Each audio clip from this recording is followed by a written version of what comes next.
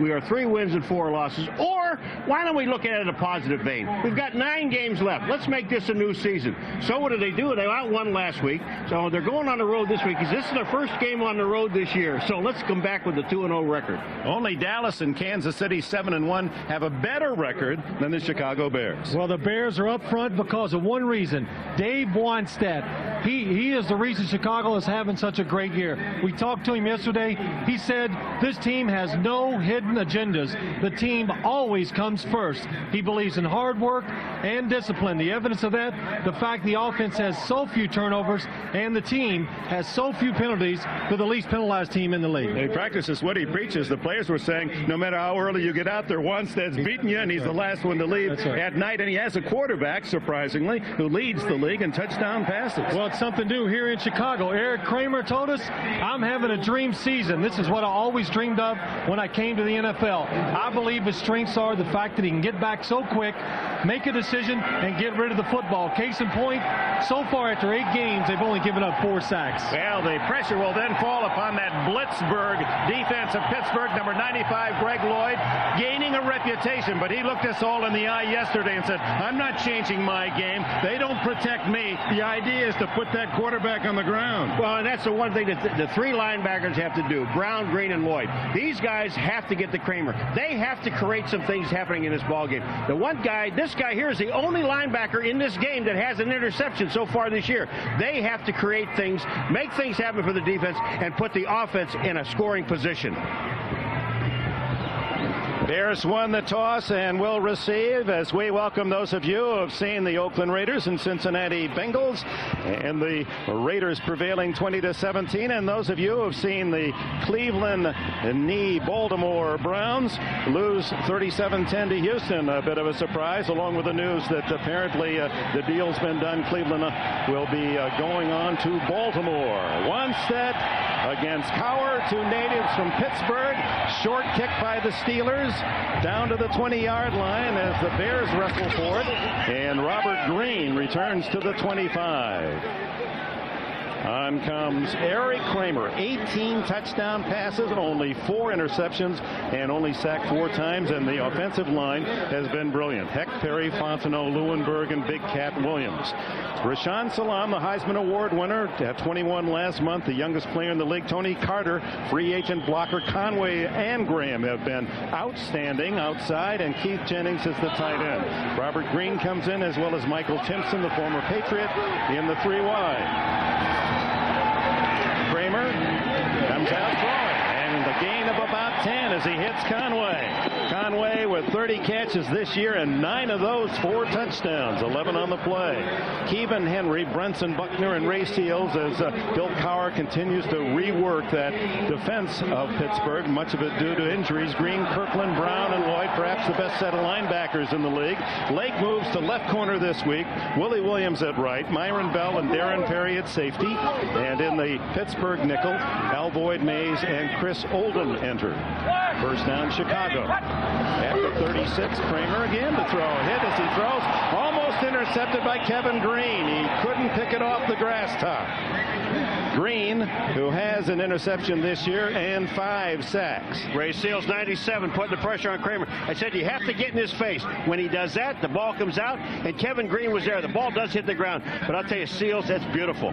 That's what you want to do to this Chicago Bear offense, is make Eric Kramer hesitate a little. The defense did it right there. That's why they got the pressure, almost caused the turnover. 2nd and 10 from the Bear 36. First running play, and Rashaan Salaam breaking a tackle and fights his way out across the 40. Let's watch what he does with the ball. He said today he's going to hand to the umpire or an official the one negative in young Salaam's NFL rookie year has been he has fumbled, and they're borrowing the Marty Schottenheimer approach. Give the ball to the official. That reminds you to hang on to the ball to the very end. And you watch right here, Rashaan lets the ball go here. He does not give it to the official.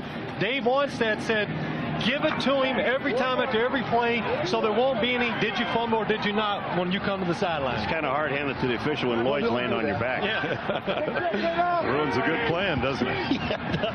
3rd down, 5. Quick toss by Kramer, complete as he goes underneath to Jeff Graham, who leads the Bears Carson catches. That's his 41st of the year. 14 on the play and a first down into Pittsburgh's territory at the 45. Well, this is really common in the Bears right here. You're going to see him just come down and hook this man up here. The rest just running everybody off. Give Eric Kramer that little hole to throw to in that Pittsburgh zone. A good job of throwing the ball to the inside shoulder away from the defender for the big first down. At the Steeler 45.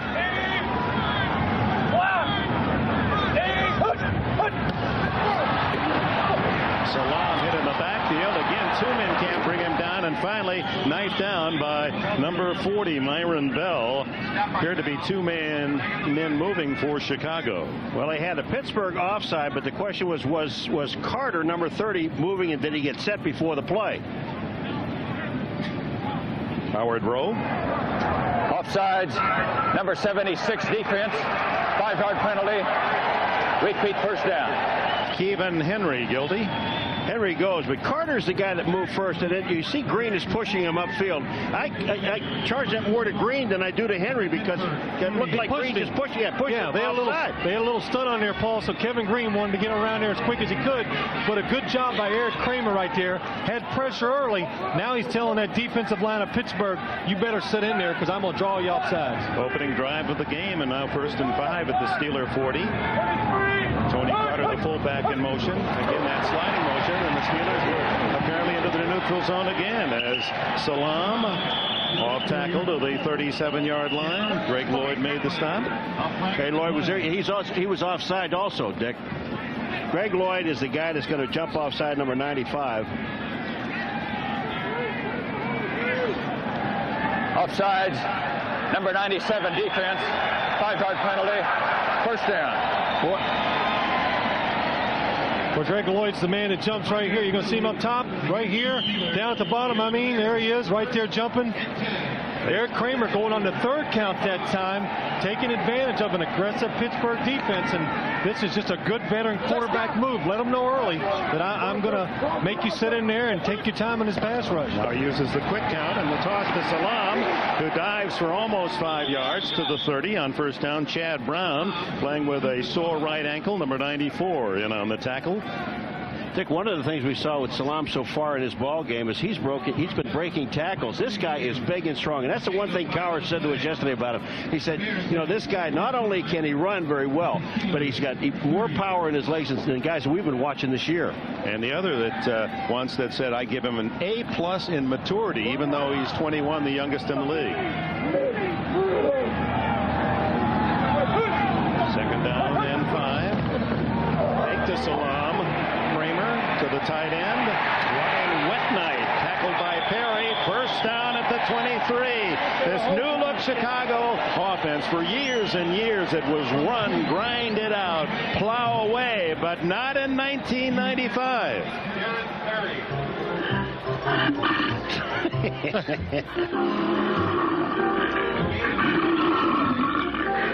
Second best in the league and putting points on the board, these Bears. Sounded like that this morning when I got up. Yeah, that's what I thought. Sounded like your voice in the morning, Paul. That's right. Growling. And the big thing, 18 touchdown passes. Kramer using a lot of short stuff, and then occasionally going deep to Conway. Slap Conway, and he was open. Incomplete. Ball was there. Kramer, undrafted player out of North Carolina State. Well, here's what we really see a lot of the Chicago Bear offense, a 3-step drop, and as soon as that back foot hits of Eric Kramer's, he lets the ball go, throws it right on the perfect spot. Curtis Conway just can't get his hands and hold on to it. Well, Willie Williams, number 27, grabbed him by the jersey, and Conway went back to the official. He said, hey, grab me by the shirt. Absolutely right. Conway, 20-yard plus average per catch this year. 9 big ones for touchdowns. Again, flags fly. James Williams. He was drafted by Mike Ditka as a defensive lineman, and then a couple years ago converted. To the snap. We got a false start on number 71 offense. 5-yard penalty. Repeat second down. He was actually undrafted, but signed by the Ditka coaching staff out of Cheney State and converted to offensive tackle. And they feel he can block, especially on the run, as well as anyone in the league. You look at the size of this guy. This guy's 6'12", 400 pounds. Yeah. I mean, look, this guy just towers over everybody. Look at him. I know, he is big, and even the Steelers said, well, we know where they're going to run the ball. They're going to run it behind Big Cat over there on the right side.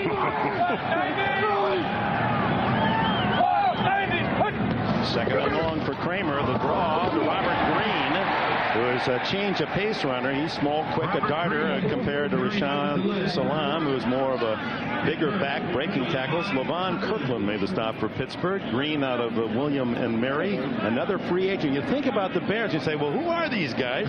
Kramer was an undrafted free agent. Green, an undrafted free agent by Washington 3 years ago. And Tony Carter, the starting fullback, undrafted last year. Well, Dick, you know, when you put the list up in the starting lineup, you start reading them off. Even the people watching television said, I don't know any of these people. They really are a bunch of new faces. The league's starting to know them at 6-2. 3rd and 10. Conway in motion. Now a triple left. Kramer to the sidelines. Incomplete. Intended for number 83 Michael Timpson, and that was Willie Williams darting in to make the defensive play, and that'll call for Kevin Butler in the field goal unit. Excellent job right here by Willie Williams. Watch the single against right there. Michael Timpson breaks on the ball, does not get that left hand there, sticks to right in front and knocks the ball down. Well, you got to love that, because you're looking at a guy that knows he doesn't have a chance to make the interception, just knocks the ball and walk away. 40-yard attempt by Butler, who has not missed this year. The only kicker left in the NFL that is perfect.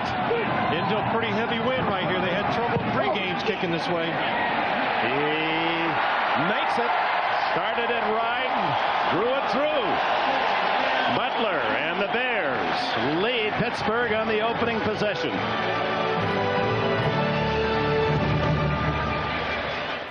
That. Now, these are socks. Yancey Thigpen got are socks gloves. over his shoes, under his socks. Those are a pair of gloves. I don't know. They have his socks on with one toe. Okay. Those are the Thigpens. Ernie Mills, number 89, back awaiting the kickoff from Bears rookie Todd Sauerbrunn, the number 2 pick out of West Virginia.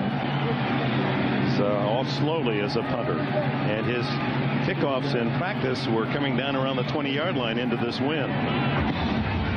Hits this one low and hooks it to Fred McAfee. And McAfee, a former Saint, is out to the 37-yard line. Good return for the Steelers of 25 yards. On comes veteran Neil O'Donnell from the University of Maryland. Here is blockers: Strelzik, Newberry, Dawson, an All-Pro, Stye, the rookie, and Searcy.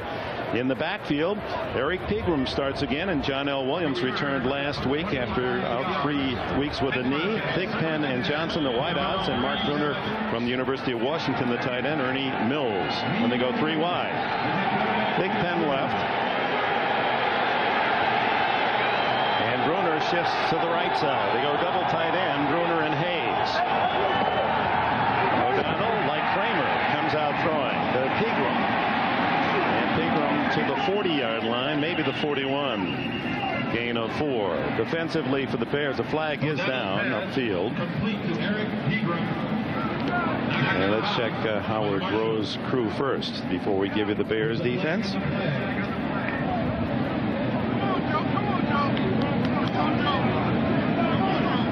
Personal foul against the Bears. 15 big ones. Personal foul, number 59 on a defense. Unnecessary roughness. 15-yard penalty from the end of the run. Push down.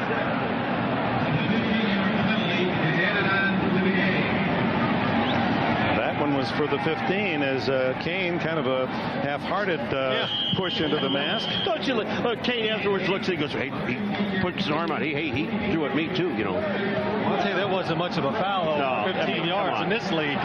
46-yard line of Chicago with the first down. The Steelers. Pegram. And this Bear defense against the run has been tough. Up from safety Marty Carter, a former Tampa Bay Buccaneer, and how he has strengthened the D in Chicago. Spellman, Flanagan, what a story, Flanagan. Zorich and Simpson start. Alfonso's injured. Cox, Kane, and Vincent Smith are the backers. Wolford, one of the better corners in the league, and Lincoln outside with Carter and Carrier. Boy, that's a tough 1-2 punch at safety. Harris, Mangum, and Minifield in the Chicago quarters, long distance defense. On 2nd and 10, O'Donnell, little hitch to Charles Johnson, and the former Colorado star picks up 8 yards as we pick up the latest from the NFL to New York and Greg Gumbel.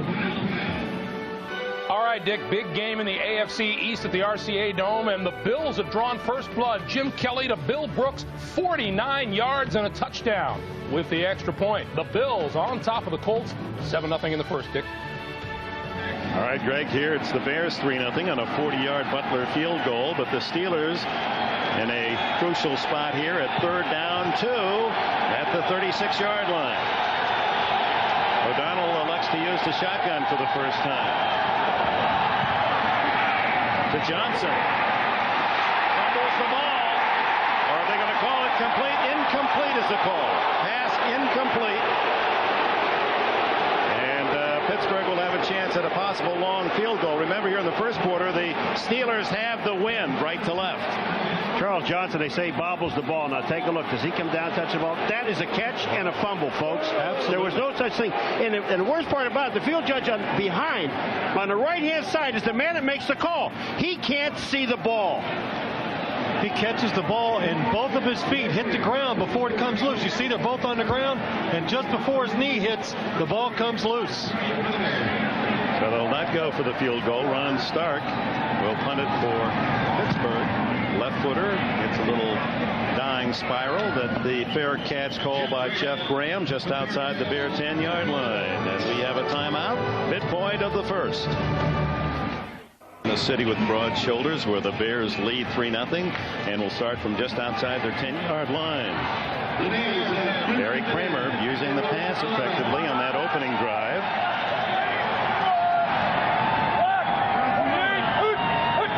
That's Carter in motion. That little shuffle step. As long as he's shuffling sideways, it's okay. And then Robert Green, out for about 3.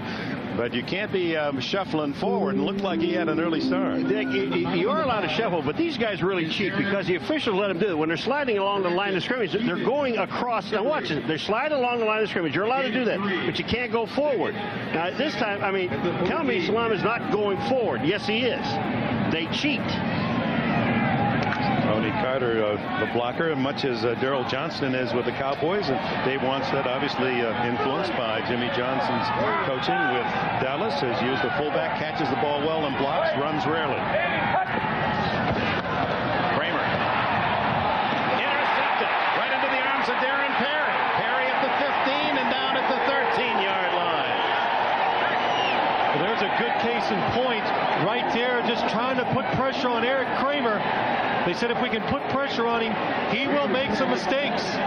Only the 5th interception of the year thrown by Eric Kramer. Watch right here. Here's the blitzer coming outside and gets pressure inside, and Eric Kramer tries to anticipate the tight end. Watch him, the second receiver up top going, anticipates, overthrows it just a hair, and Darren Perry standing there for the easy interception.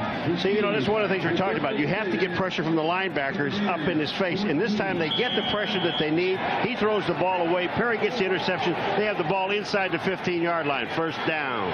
3rd interception of the year for Perry. And trailing 3-0, the Steelers with the first turnover of the game. Eric Pingram. A gain of only 2, and Marty Carter again. He was an 8th-round pick by Tampa Bay out of Middle Tennessee State. He was a number 2 tackler with the Bucs last year, and what did Wanstead say? As soon as I saw that he was an unrestricted free agent, he was in my office. He said he was the first guy in his office in the offseason is Marty Carter. I would just watch him on that play field. You talk about a guy, as soon as he reads run, he's at the line of scrimmage, and he's waiting. He was up, and he did the proper thing, too. He got outside technique, made the runner cut back inside where his help was coming from. 2nd and 8. Neil O'Donnell to the end zone. Bromer, incomplete, covered well. Donnell Wolford and Mark Carrier there. Did you see Pegram, number 20, pick up the blitzing linebacker? I mean, that is great to see a back step up. You're going to see Pegram step up right there, and he hits Smith, stops him dead in his tracks, and enables O'Donnell to throw the ball. Watch Eric Pegram, number 20, right there, step up. And if you're going to play offense for Ron Earhart and the Pittsburgh Steelers as a running back, you better be able to step up in there and protect your quarterback. Great block. 3rd and 8. 3rd and 9 officially. O'Donnell, the screen to Pegram. And the Bears not fooled at all. Fumble, and the Bears have recovered. Yeah, some things have changed in Chicago, but not the fans' love for good defense, and Dave Wannstedt's team has delivered again. I'll tell you, the guy that makes a play is Vincent Smith, 55. He causes Pegram to cut back inside. Yeah, I mean, this is a trademark now, this Chicago Bear defense. A screen, the players with their speed coming all the way across the field to cause the fumble right there. Carl Simpson forced the fumble. Vincent Smith recovers. Smith, 55. He turns it back in, and he looks like the guy that reaches in with his hand and pulls the ball away. Then he gets the ball. He's a star and almost becomes a goat because he tried to lateral the ball. Oh, don't do that. Bears take over at the 14. The toss to Salam. A young man who played 8-man football out in La Jolla, California before migrating to Boulder, Colorado to star with the Buffaloes. Gains nothing there. Levon Kirkland made the stop. You know, Dick, that's the second time that you've mentioned Levon Kirkland. And in the beginning of the show, I mentioned Green, Lloyd, and Brown. And I left this guy out, and I didn't do it purposely. It was my mistake because Kirkland is probably the most unsung linebacker that they have in Pittsburgh. This guy has had a great year. Calls are defensive signals. Second-year pick out of Clemson 3 years ago. He was the number 2 tackler last year. Right there again this season. Kramer going long. What a catch by Jeff Graham. Oh, my. Out of bounds at the Pittsburgh 40. What a good job by Eric Kramer. Along with Jeff Blake, they probably throw the nicest long balls in the NFL. Watch here, he just gets on top of it, throws it up nice and soft for, Jeff Graham to come underneath it. Willie Williams right there, but can't stop it. Now he has to make the move coming off Graham. Look at this on Willie Williams. He just makes a great move to get to the outside. And look at the total concentration on the ball. He knows that that ball is here, and there was a hand in his face. And Kramer throwing into the wind. That's a remarkable play. Long greeted in the backfield. Levon Kirkland, 99. Well, that's interesting, Dick. You said into the wind, and we asked Dave Wannstedt and Eric Kramer about the wind and bad weather, and they said it will not bother me here in Chicago. My arm is strong enough, and they thought so. They could look at that. Willie Williams, a hand to his face, and he's still able to concentrate and make the catch. But Eric Kramer demonstrating throwing the ball very nicely into the stiff breeze today. Joe Cowher watches his defense with a 3-yard deficit on first down, so Kramer looks at 2nd and 13. Robert Green in the backfield. Check it out. Throws outside to his tight end, Keith Jennings, and Jennings to the 36-yard line where Myron Bell makes the stop, a gain of 8. Good job of Eric Kramer right there. He saw that the Steelers were probably going to come with the blitz, man coverage, and he did a good thing throwing it quick out in the flat. Well, anytime you see the Pittsburgh Steelers with the safety in position right here to cover the tight end, they're a zone team. When you see that right there, you know it's man-to-man, and you up top you see he has a chance to just go 1-2, made a good decision, throw it quick to his tight end. 3rd and 5. A draw to Green. He has the first down, holds the ball, and Darren Perry recovers for Pittsburgh. Perry with an interception and a fumble recovery in this first quarter, and that snuffs out Dave Wanstead's bid for an increase of the lead. You know, these are things the mistakes that you make, and you don't make them against the Pittsburgh Steelers. They're a struggling team. Chicago right now, they're a struggling team. Here comes Green. He comes up the field, and then inside is a tackle made by number 96, Buckner, and he knocks the ball away. Perry with fumble and an interception. Now the Bears, 3-0, 3:15 left in the first. Correlates more strongly than turnovers to wins and losses. Thus far today, Bears have given it up twice, and the Steelers have coughed it up once.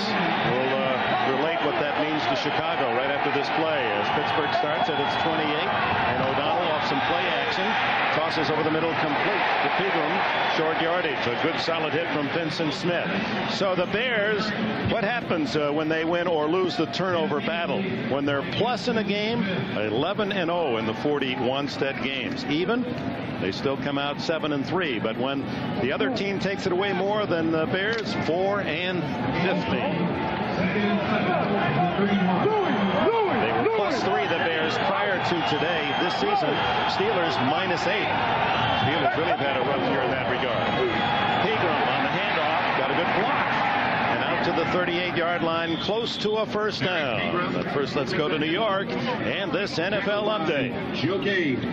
All right, Dick, who owns the best record in the National? The City Express really rolling down the tracks, and there's a team that does win the turnover battle. You know, we did that for 2 weeks in a row back 3 weeks ago, and everybody, no one gave them any respect. You better start giving them some because they're going to run away with it if you don't. Short, and O'Donnell behind a surge sneaks it ahead, and it appears to have the first down. There's that Cordell Stewart in there. They insert Cordell Stewart, rookie from Colorado, and give him the responsibility. And now with the first down, O'Donnell comes in. There's the young man who was drafted in the second round by Pittsburgh. It's his third rush of the season, and good change up right there. We expected some type of change up off of last week. He came in and ran an option one time and then did a quarterback draw out of the shotgun formation that was very successful. This is a first down. What does Cowher call him? A slash player, quarterback slash, wide receiver slash. Well, that just shows you what kind of athlete he is. And we talked to Yancey Thigpen last night, and I said, give me your thoughts of him as a receiver. And he says, he can do it all. He has speed. He moves pretty good. He has great hands. And Paul, what'd you say about a quarterback? As a receiver, he's going to make a great quarterback. Yeah, but I don't think Yancey was too thrilled about him being a receiver. You know what I mean? It was like, he said, well, he listens and he does all the things I tell him, and he's out there asking me all these questions, but I don't know. 3-0, closing a minute and a half of this first quarter. The Bears in front. First down play. O'Donnell to Pegram. Again, sweep left, and there's a penalty flag down. Pegram all the way to the 50-yard line before Vincent Smith makes the tackle. Justin Strzelczyk, number 73, just hooks the defensive man and pulls him down, and he knew it when he did it. That's you. Well, I think he's mad about it. I think he liked the way he blocked this guy, and he turned out there and saw that yellow flag, and it upset him a little. Well, you think so? Well, I tell you, he grabbed him by the neck. Denies an 11-yard gain. Holding. Number 73 offense, 10-yard penalty. Repeat first down. All right, Phil, tell me, you like this block, huh? Here he comes. Watch him right here. Outside. Here he is. Coming out. What's that? I'll tell you, oops. That's a good block, huh? Yeah, anything to protect the runner. You're absolutely right. That was a good block. Well, you saw that one play when Phil was blocking, on a play, and that's boy, I'll tell you what. He might have learned that block from Phil. The only time when the Giants ran a reverse, they said, Phil, stay at home. I did. First and 20, a delay to Pegram, and delayed all the more as charging through is number 92, Barry Minter, linebacker from Tulsa. Well, don't you love it when you watch defense, and here's Minter. He's in the game, and he's in the nickel package, and he just sits back there, and he's patient. Everyone has a job to do. His job, obviously, look at him. Here he comes in, is the draw. Minter's there, makes a play. Well, that was his man. If he came out in a pass right there, so he just eyed the runner the whole way. There was nobody there for the Steelers to block him. Good speed, comes up, makes the tackle. So Jim Flanagan, 99, who's been the folk hero here in Chicago this year, leads in sacks. O'Donnell underneath. Yancey Thigpen, and Thigpen, the leading receiver for the Steelers this year with 42 catches, has his first today for 7 yards. It'll be 3rd and long for Pittsburgh as we open the second quarter. That'll do it for the first period here at Soldier Field, Chicago. 3-0 Bears. Extremely weird, and it is. That's followed by an all-new Mad About You and Hope and Gloria, plus Whoopi Goldberg, Ted Danson, and Will Smith in the network premiere of Made in America. Hey, why is he, when he said extremely weird, why is he pointing at me, Sims? Yeah. No, and why would they use Kevin Green? I would never. I wouldn't shot. I like his long hair. I do too. I wish I had hair. 3rd down, 16, and O'Donnell down the middle, wide open. Cordell Stewart. There's the slash, and it's a first down at the Chicago 39.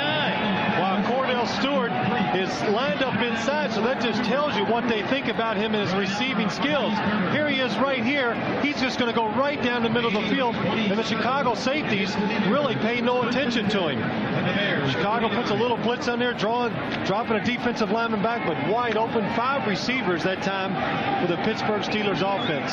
So Stewart in this first half, a first down on a sneak and a long first down on that 27-yard catch.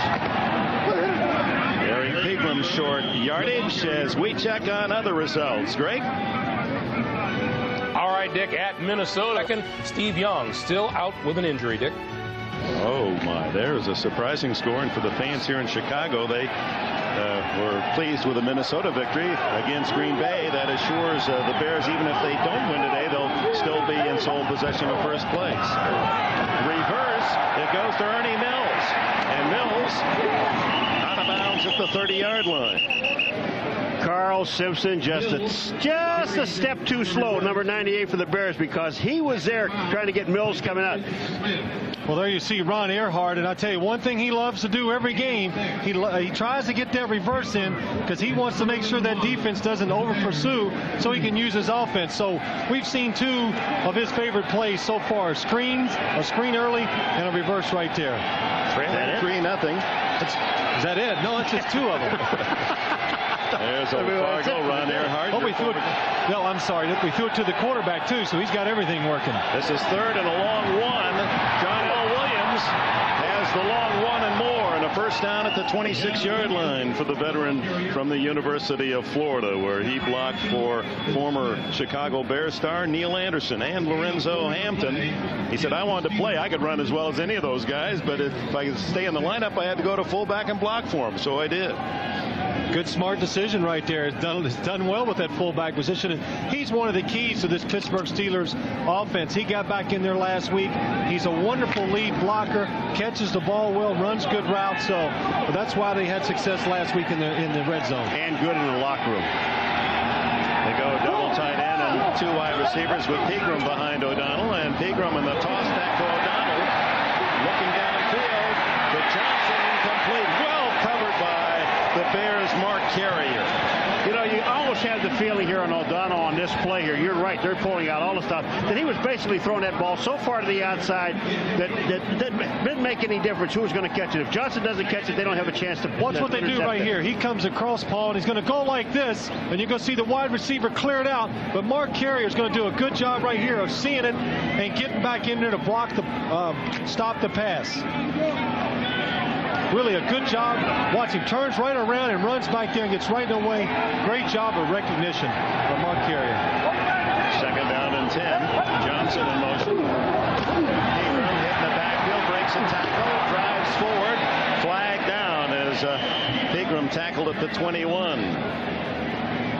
Well, you got Thigpen out there on Donnell Wolford, and they're talking.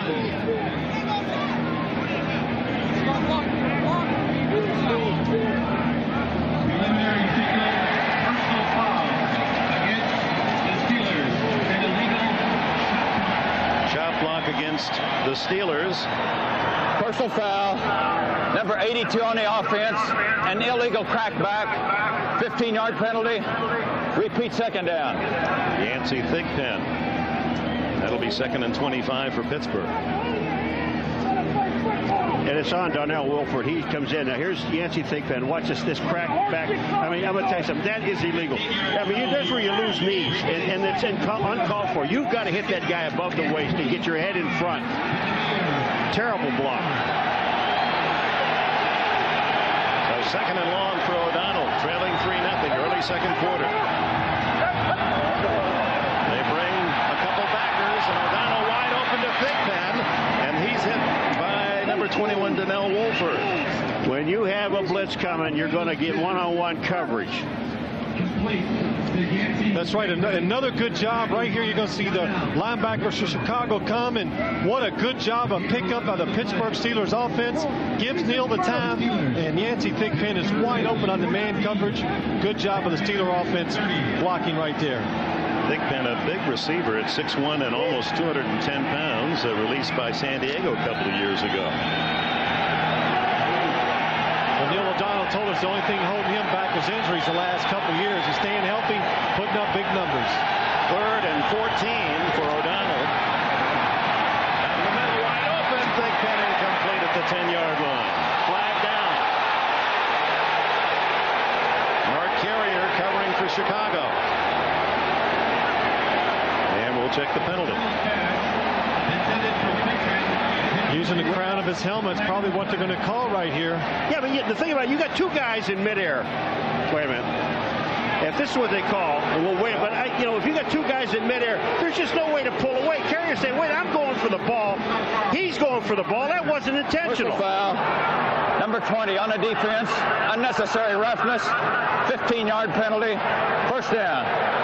This to me, I was looking at Carrier coming in, and look at here, Thigpen, he's diving, Carrier's going down. He never really hits him. He goes over top of the guy. Yeah, and I have to admit there, Paul, you're right. Watch here, he dips his shoulder, and he's really not leading with his head.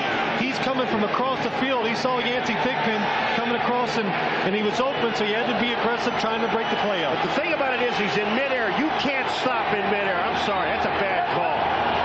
Big first down for the Steelers. Back to Thigpen inside the 10-yard line. Tackled by Wolford.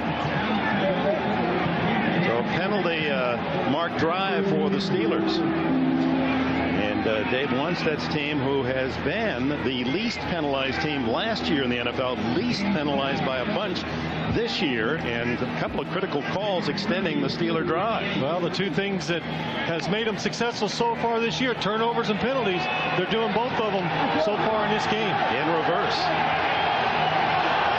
Second down and 3. Fake to Pigum. Great fake by O'Donnell. Then a little short toss side end Hayes, and he's tackled at the 1. First and goal for Pittsburgh.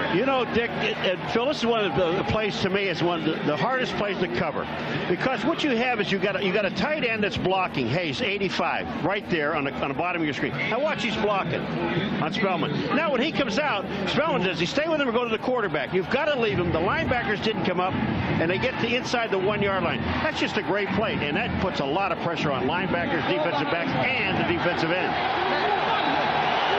O'Donnell, 7 of the last 8 passing, has 4 shots from the 1-yard line. Hill lurches forward, touchdown. Second effort for Eric Pegram, his 4th rushing touchdown of the season. Well, we knew this was going to be a tough game, but the continuous effort of Pegram after he is hit, he just gets his composure and then lunges over. When the whistle isn't blown, the play hasn't been stopped. Now, he stopped right at the line of scrimmage, right here, bang. But watch this. He makes that move, back over the top. Ball breaks the plane. It's touchdown. Yep, he was actually laying on the back of one of his linemen right here. Watch. He's not down when you're on the, watch right here, laying on the back. Sees he's a half-yard short, lunges over. Norm Johnson's try for point. And Pittsburgh leads 7-3. A 72-yard drive for the Steelers. Helped by penalty. Took them 14 plays. They have the lead. Welcome back to Soldier Field. 66,000 plus. A 72-yard drive that started, remember, after the fumble by Robert Green. So it was off the turnover in Pittsburgh territory. And Pittsburgh marches at 72 in 14 plays. Look at the return men are, Dick, at the 15-yard line. They're kicking into this wind. A penalty on Carrier. We now receive word was for unnecessary roughness, a late hit. Short kickoff by Johnson. This is Nate Lewis, the former Charger. He has 3 kick return touchdowns, and he's on his way. Finally knocked out of bounds inside the Steeler 30-yard line. Fred McAfee. 52 yards for Nate Lewis. You know, they should teach special teams guys, kickers, how to tackle. Now, Norm Johnson, number 9, should make this tackle. You got him pinned to the sideline. Watch number 9. Get over there. Make the play. Bears down 7-3. Right back in position to regain the lead. 2-yard kickoff return by Nate Lewis. Kramer and the Bears start at the 26 of Pittsburgh. Carter shuffling, fake to Salam. The throw by Kramer complete. Jeff Graham inside the 10. The Bears pass offense continues to sparkle. What a wonderful throw here by Eric Kramer. Pittsburgh's playing zone defense. He sees it. He throws it to the back hip of Jeff Graham, pulls him up, doesn't lead him into trouble. Excellent throw. 3 catches, 79 yards for Graham, trying to become the first Bear since Dick Gordon in 1970 to catch passes for over 1,000 yards.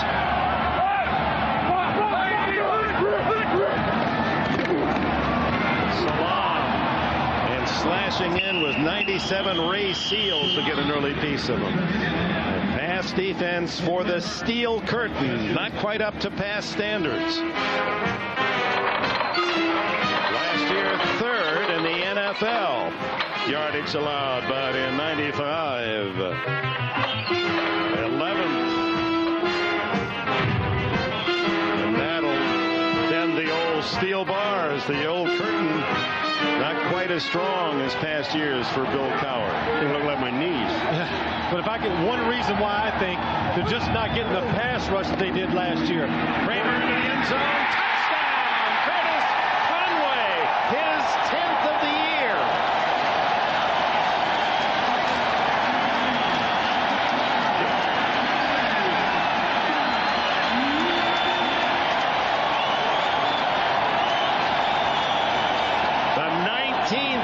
Touchdown pass by Eric Kramer, and Conway emerging in his 3rd year as a superstar receiver in Chicago. 6 yards on the play.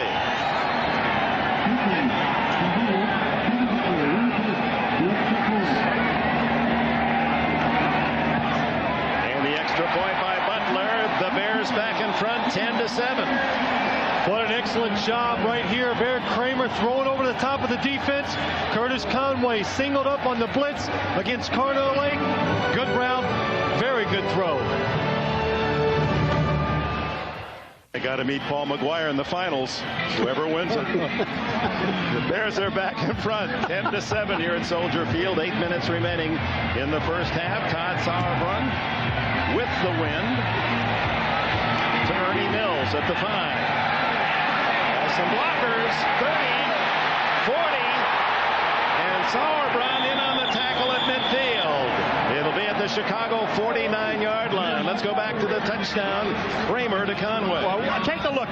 Kirkland, 99, misjudges the ball. He could have knocked the ball down. That's number 1. Well, Greg Lloyd and the Pittsburgh Steelers defense know they got to pressure Eric Kramer. He comes in there, but Kramer stands tough, takes the hit, still throws the perfect pass. And Nate Lewis, happiest of all, his 52-yard kickoff return, setting up that score.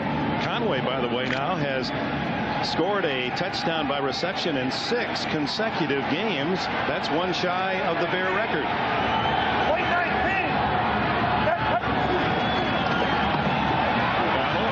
Into the flat to Jonathan Hayes, and the big tight end uses his size to get another 3 yards and a pickup of about 7. Well, let's go back to the answer. Kickoff return, Ernie Mills of 46 yards. Yeah, but look who makes the tackle, pal.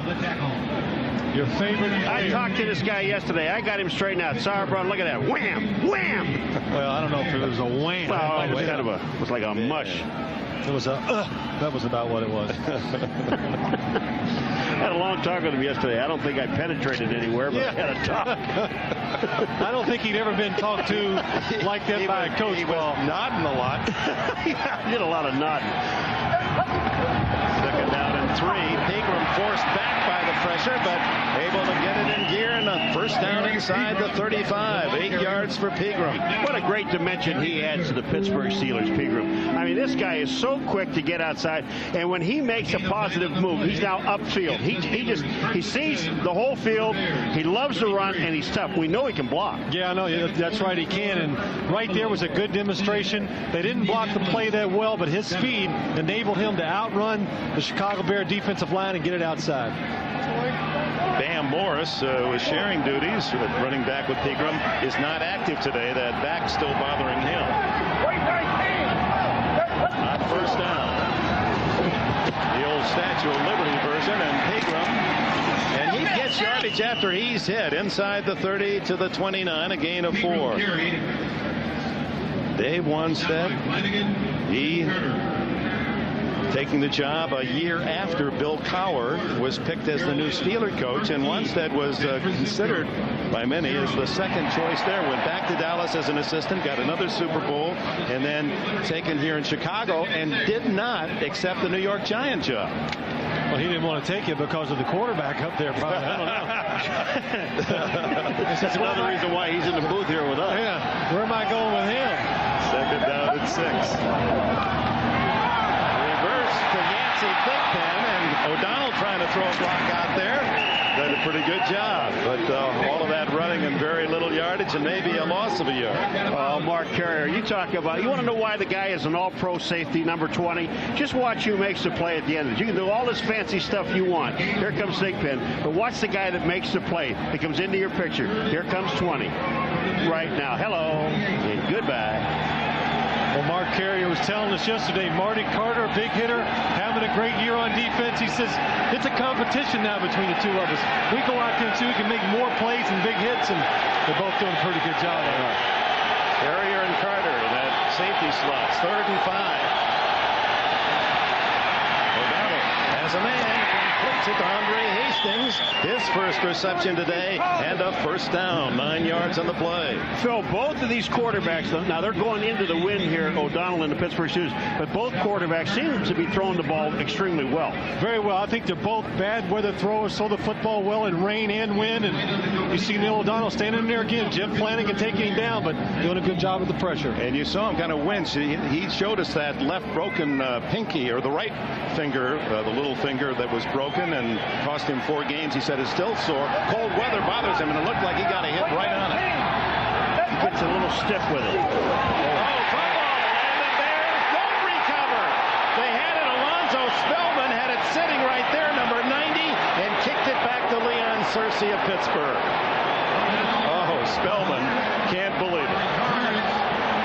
Zurich is the man, I think, that makes the hit, number 97. Yeah, he does. And Spellman, what you do here, don't try to pick it up. Just fall on. He actually tried to fall on the ball. I don't fault him for that. The ball bounces off of his hip, and Pittsburgh gets it back.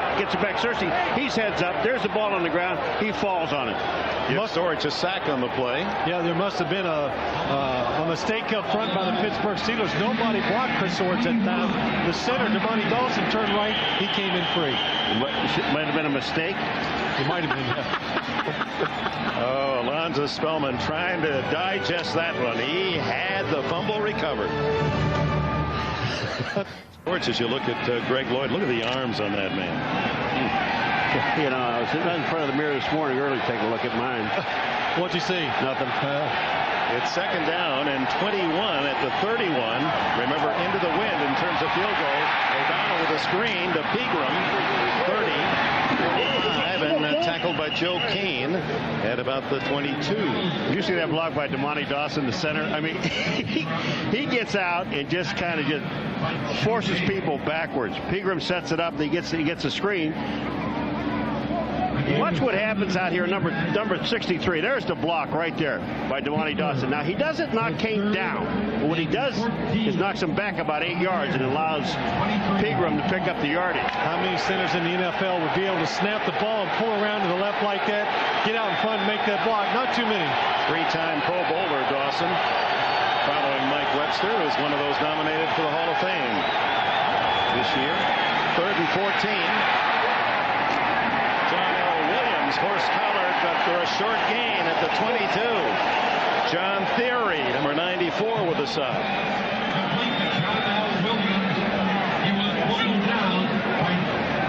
Theory, a number 1 pick last year. It's a good job right there. The Pittsburgh Steelers again picking up the blitz. Watch right here. You're going to see both the inside linebackers come. Pittsburgh does a good job of, again, picking it up right there. Neil O'Donnell sees there's trouble coming, gets rid of it quick. But did you see what Theory did here? Here's a guy that's on the line of scrimmage. He drops back into coverage and makes the play. 40-yard attempt. Butler kicked in this direction from 40. Norm Johnson to and right down the middle, it's even at 10. Johnson, who is 17 for 22 this year.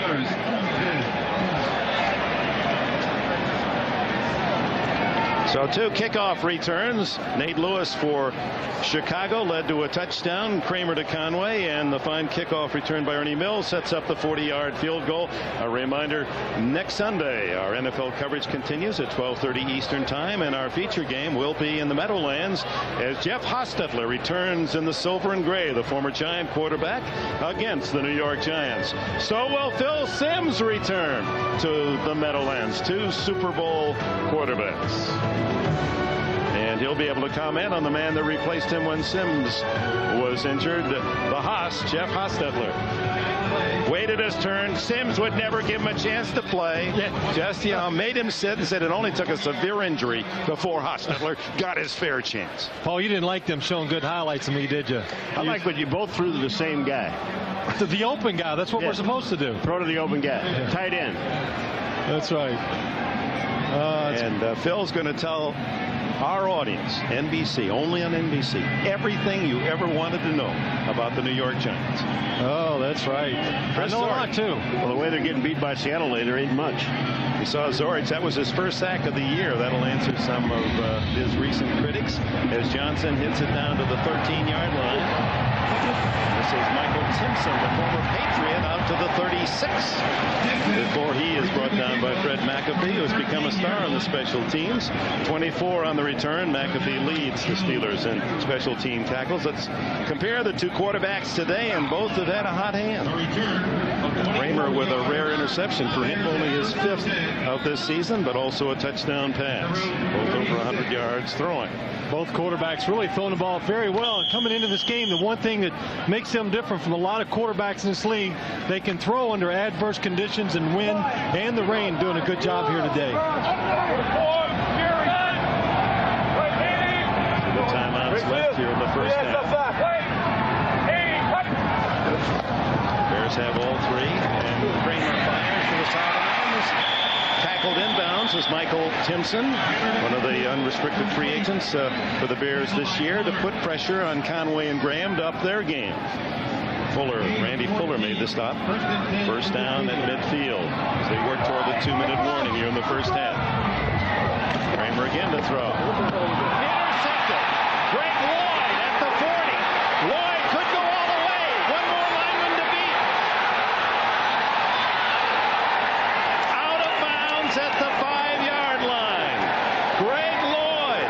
It was Carnell Lake who was in on a blitz that forced Kramer to throw around Lake, and he threw it right to Greg Lloyd. Lloyd's first interception this year. Well, again, the pressure by the Steeler defense makes Eric Kramer reload. He makes the mistakes, something they said they had to get him to do. And Lloyd to the 4-yard line, where the Steelers will have 4 chances, 2 minutes left to take the lead. Okay. Never question the playmaking talents of one Greg Lloyd. 4 consecutive Pro Bowls. He leads his team in tackles, leads in forced fumbles, has 3.5 sacks. His first interception of the year, his 8th career interception, and his longest return, 52 yards for Lloyd, to give his team a chance. 2 minutes left in the half. 1st and goal inside the 5. And so far this year, he leads them in fines.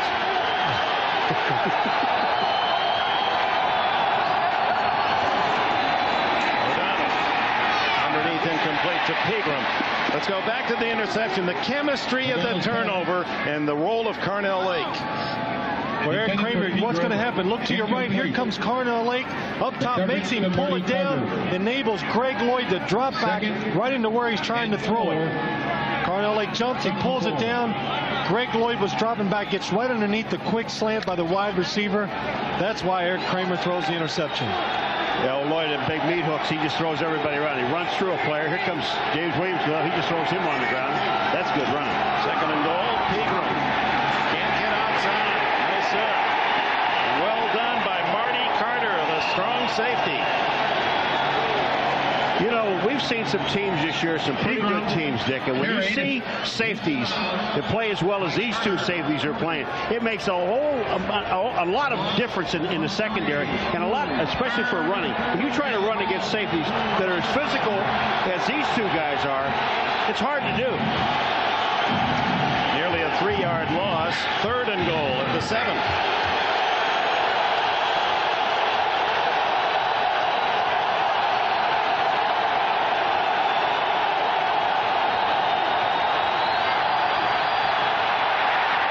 To Pegram. Touchdown. O'Donnell showing that mature patience. He wanted to go right. Nothing developed. Little dump off to Pegram for the touchdown. But when you have this kind of pressure and then you have the offense, credit the offensive line and picking up the blitz that was coming. These guys are coming up the field. O'Donnell has enough confidence in his offensive line, looks around. He was looking to his right to throw the ball. Nothing there. Sees Pegram.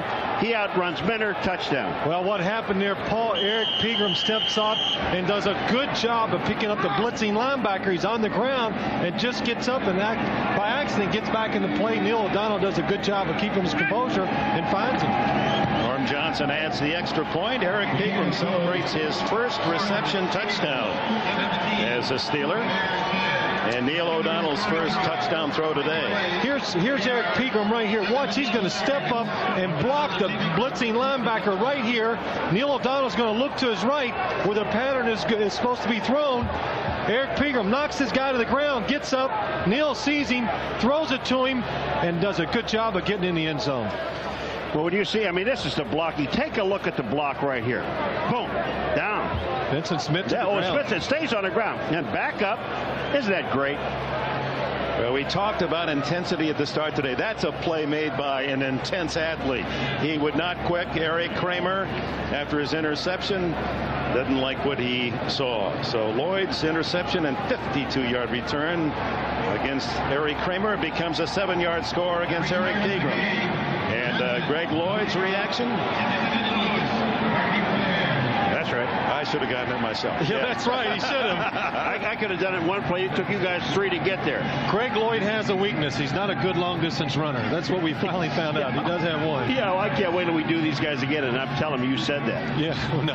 Pittsburgh here in the 2nd quarter. Touchdown, field goal, touchdown on their 3 possessions to lead 17-10 as Johnson to kick it off again into the wind where the Bears have had some solid returns. He slides this one down on the ground. 25. At the 35 to the 37-yard line. Tackled by Chris Oldham. 22 on the return. Turnovers and the penalty of the mistake. 3 turnovers equal 14 points for Pittsburgh. You know, there's the guy that always gave me that expression it's take away. Marv Levy said at Buffalo, take away, keep away. And they took it away, but they're not keeping it away. I'll get out of here. Time for the Bears. A minute 33 seconds left in the half to try to get the score back. Kramer to throw. Has a man open. Conway. He's inside the Steeler 45. Curtis Conway, 19 on the play. Nice throw by Eric Kramer, throwing over the top of the defense. Soft enough where Curtis Conway can catch it in front of the corner. That's a good throw coming off of an interception. Yeah, why don't you take a timeout when you have 3 timeouts on a long pass? I'm sorry. Chad Brown and Andy Hitt got into it. It goes to Anthony Johnson, who is rarely used on a run. That's only his 5th carry of the year. Flags fly after the 11-yard run. That stops the clock, and let's see who has to take the yardage.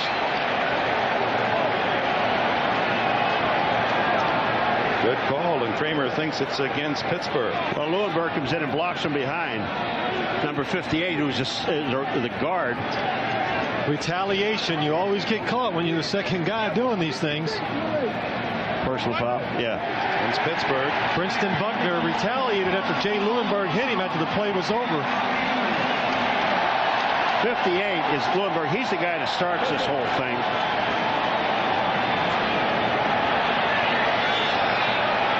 Coming down on the right of your screen. See that? He hits Buckner right there and it just retaliates, and then the official sees it afterwards. But it was a clip from the back, number 1, that starts it. Well, the Bears get a break there and a first down at the 17-yard line. 59 seconds left in the half. Johnson again. Notre Dame fullback. Did he fumble?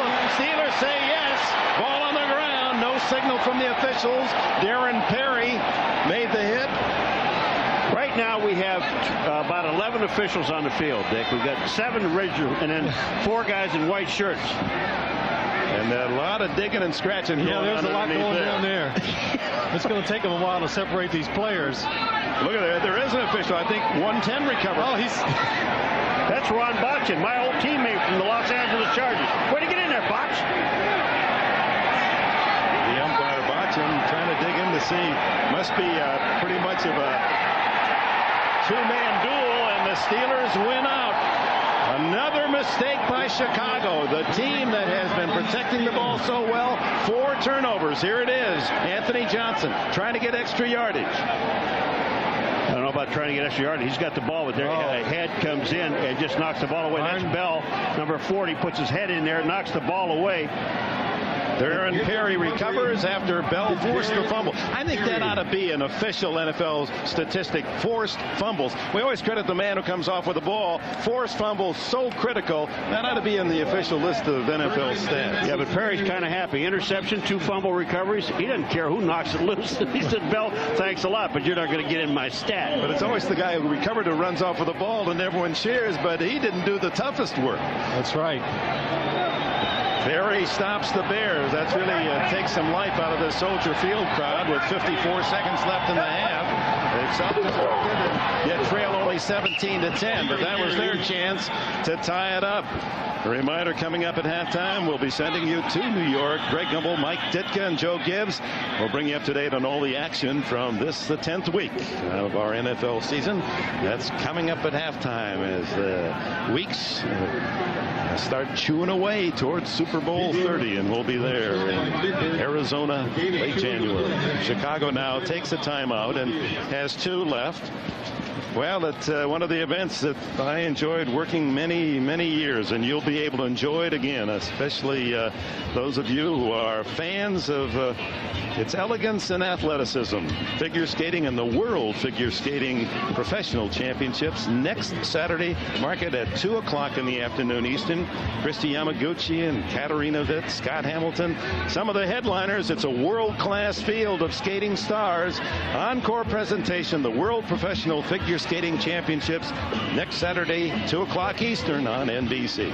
Paul, you should go over there and commentate and talk about them double sow cows and things. You know, when I was a kid, I'm not kidding you, I put skates on one time, and my ankles held up for almost 6 seconds before they collapsed. Well, you had that trouble without skates. Yeah. Not with that age, I didn't. What collapsed? Your ankles or the skates, though? I mean, what? My ankles just went right in. I fell down. That was it. 2nd and 8, the Bears are going to try to force the Steelers to not get the first down there, but Pegram out to the 16-17 is close to that first down, and if so, that ruined the Bears' strategy of trying to stop the clock and have one last desperation chance.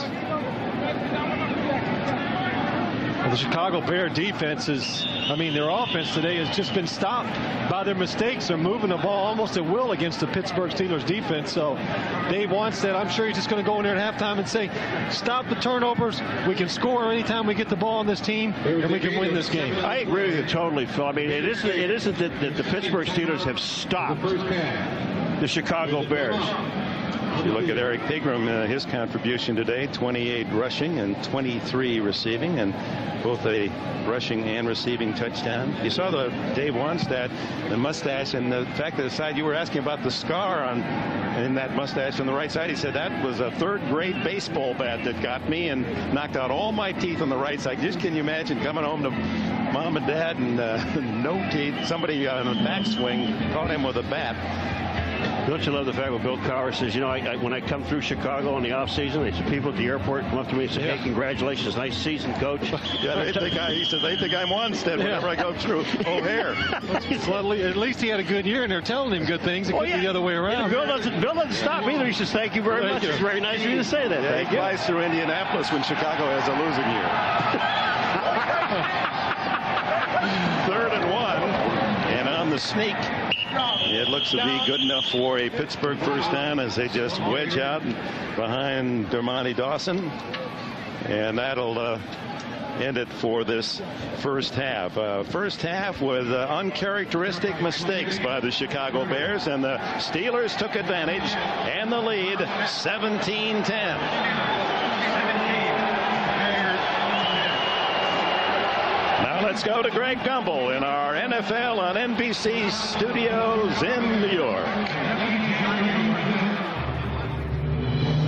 This is the Domino's Pizza NFL on NBC. The kickoff to start the second half. The Coors Light halftime statistics. We mentioned it in the first half.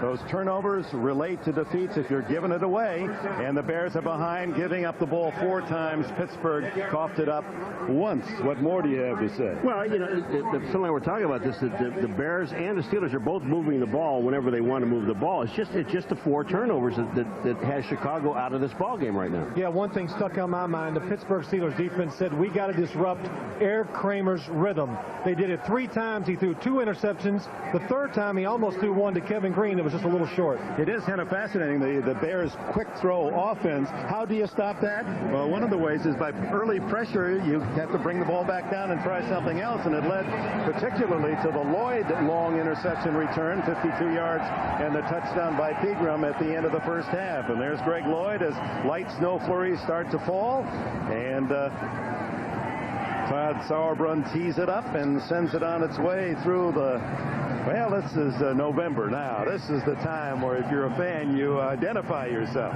Hey, you get a lot of this in San Diego, don't you? Yeah, but I do love it. Down to Mills at the 15. Twisted at the 30 and fights to the 32-yard line. Let's check Neil O'Donnell and Eric Kramer's work in the first half. O'Donnell, only 4 hit the ground. Neil doing a good job of accuracy, but his decision making has really been excellent, not even throwing into coverage or getting it where a defender has a chance to intercept it. And Kramer, who leads the league in touchdown passes with 19, 2 picks, and had thrown only 4 through 8 games. And really those interceptions came from the fact that he does not like to take sacks, and that's why he threw 2 of them, trying to get rid of the ball before he got sacked. Neil O'Donnell and the Steelers go to work first on offense. Mark through to the tight end in motion, and it's Pigram. Nothing there. Coming up was Anthony Marshall. A fumble on the play, and the Bears say they have it. They do. You know, we talked about how well the safeties are playing. Well, they've got Anthony Marshall, number 36, listed as a safety, and he steps up and makes the play. Wait a minute now. The anger of Wannstedt indicating that maybe they're not going to give the Bears the fumble. The ball down, says Howard Rowe. It still doesn't take away from the play of number 36, Anthony Marshall. I mean, this guy, look at this. He's sitting there, he's waiting. Peter comes up and he hits him. The ball's out. That's a fumble. Floated fumble. Now, that's 2 that we've seen today that haven't been called that should have been called. Zorich recovered. Anthony Marshall just stuck his helmet right on the football. Chris Zorich, who had wonderful finish. After the conference, fumble ruled on the field, recovered by Chicago. Good. All right. And reverse, I was going to ask, with all the officials with all the angles, someone must have seen it as we did, and that was the case. See, now, there's nothing wrong with correcting a mistake. The only error ever made is an uncorrected mistake. And these guys went out there, the officials talked it over, came up with the right decision. Bill, you're not going to be happy with it, I understand that, but it is the right decision. They'll never get that 12 men on the field right, though, I don't think. But again, the forced fumble, Anthony Marshall gets the credit. Zorich falls on it, and just what Wannstedt wanted, I'm sure. He talked about a big play early, down 17-10. They start at the 32. Big Cat Williams, the right tackle. You know, Dick, when I see Big Cat Williams, the guy that does that film, I mean, you've seen it so many times. You're lineman, you're all set up there. You got the play call. We got a false start on number 71 offense. But when you do this, penalty, you know you got to be the dumbest guy in the building. Everybody else is standing there, and you go forward, and it's like, oh, please, somebody hit me. Just go ahead and whack me because I need it. But 6'7", 335 pounds. I don't think you call him dumb. Chris Zorich, who's a happy man. He's got a sack today and a fumble recovery, and very popular. He's so active in charitable work throughout the Chicago area. And off to Salam, who was held in check in the first half. He's to the 33 before Chad Brown can make the stop. Former teammates at Colorado. He was tackled by Chad Brown. Salam, the rookie, and Eric Pegram, the key runners today. Pegram with 28 yards, and Salam only 8 yards gained in 5 attempts the first half. Salam, you said before, Dick, a very mature 21-year-old. Of course, he didn't have much time to talk to us yesterday. He was on his way to the airport. He said hi, though. I think he was scared of you, Paul. I think so. 2nd and 10. Double blitz. Tight end, and Keith Jennings gets about 7 more to the 25-yard line. You got to remember one thing about the Chicago Bear offense. Right here, you're going to see the safety come up and blitz. Eric Kramer does a good job of seeing it, throws to his tight end. But they played the Carolina Panthers once in exhibition season, once during the regular season. Dom Capers comes from Pittsburgh. So Chicago is used to seeing this defense ready for the blitzes, and they should handle them well. 3rd and a short 3. And Salam protecting the ball with both hands as he tries tackle and is going to be close. Just inside the 18. Did you see Kirkland come in, number 99, and make the stop? He was down on his knee, shaking his head. No. They're going to measure.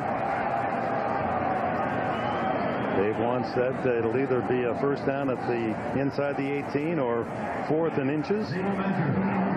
It's going to be 4th and inches.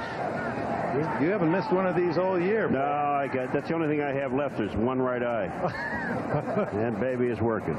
4th and inches. Hold it. Get a stretch out there. 4th and inches. No, you were wrong. 4th and inch. 4th and inch. Well, if it's over an inch, it could be inches. Okay. So obviously, Wannstedt is going to go for it as he sends in a second tight end, Ryan Whitnight. Well, as a quarterback, when it's 3rd and 3, you always think when a running play comes in that if we get close, the coach is telling me we're going to go for it on 4th down, and that's what I thought right there. You're going to run for it on 3rd and 3, you've got to go for it on 4th.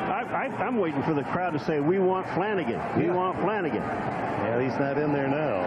He only comes in, he's a real specialist. He only comes in on the goal line. Oh, I see. Well, there he is. Dad played with the Green Bay Packers in Super Bowl II, linebacker. 4th and inches. Carter and Salam behind Kramer. And Kramer didn't get much, but didn't need much. And it's a good spot.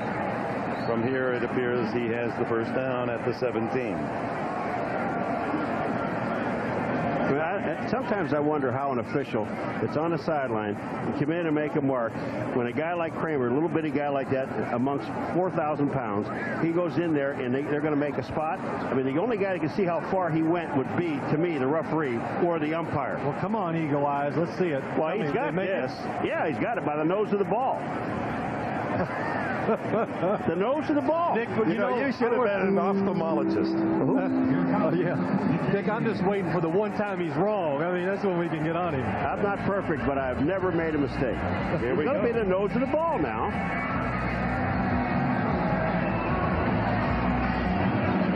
Pull it out. Can't stand the drama. Pull it out. Oh, boy, the nose. Well, see the nose of the ball? You got to turn to run. You thought the nose would be the other way. If they had turned the ball around, it would have been that other nose. Been that nose. You're right. You're slipping. Yeah, I know. So first down, Bears at the 17. Early in the second half, trying to convert an early fumble into a touchdown to tie it up.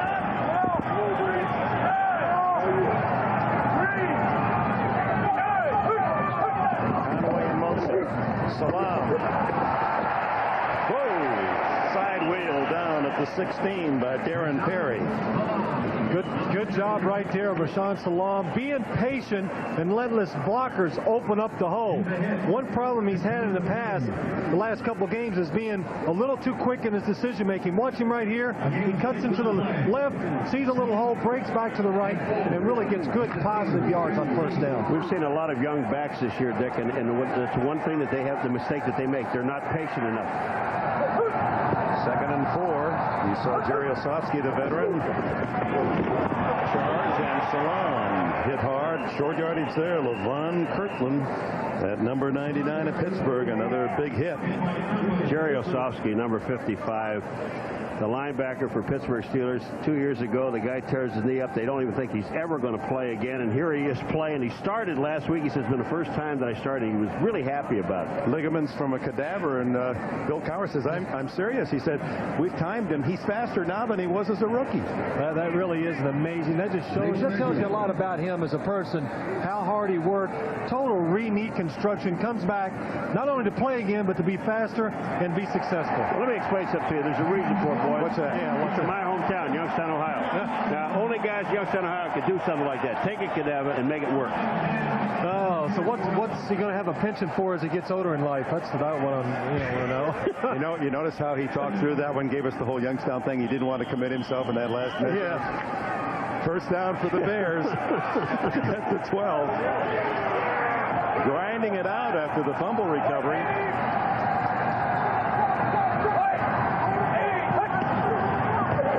Fake to Salam. Wide open is Carter. Touchdown. Tony Carter. His first of the year, his first career touchdown.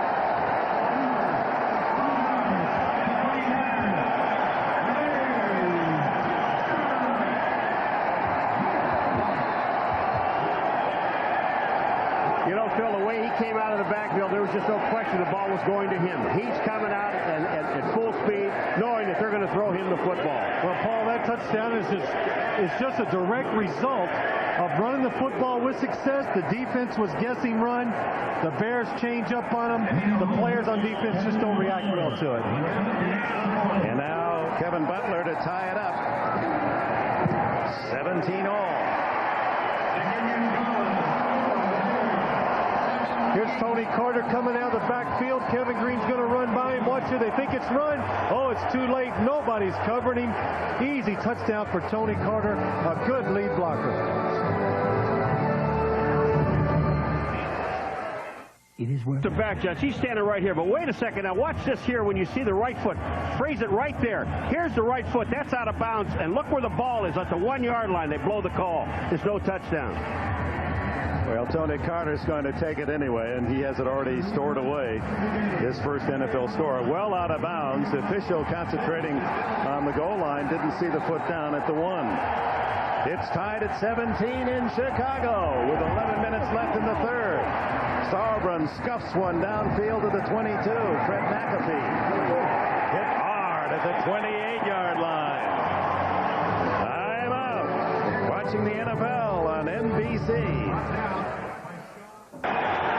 We're at Soldier Field on the shores of that Great Lake. 17-17, the Steelers start from their 28. O'Donnell goes down. The sack by Simpson. Carl Simpson, the second Bear sack today. You know, you talk about the guy that causes the fumble, Dick, and he doesn't get credit for anything. The guy that recovers it does. Well, here's a coverage sack, and Simpson makes the best of it. O'Donnell has no place to throw the football. This sack should go to the entire defense in the secondary, but it goes to number 98, Carl Simpson. Look at this. O'Donnell has no place to throw the ball because everybody's covered. Bang, goes down. Simpson playing at the defensive right end for the injured Al Fontenot. 2nd and 20. And the number 20 of the Steelers out to the 23, a pickup of 4. Well, one thing that we've known so far in this ball game, and we hit it on the head at the halftime, is that the turnovers have stopped these teams. The Steelers come out, the second play or first play of scrimmage, they have a fumble. The Bears tie the ball game back up on a questionable touchdown. Then now here the Bears playing solid defense. Steelers successful on a long 3rd down. Remember, they threw the long pass to Cordell Stewart in this game. 3rd and 15. Some time on the roll to the right. Down he goes, another sack. This time 99, Jim Flanagan.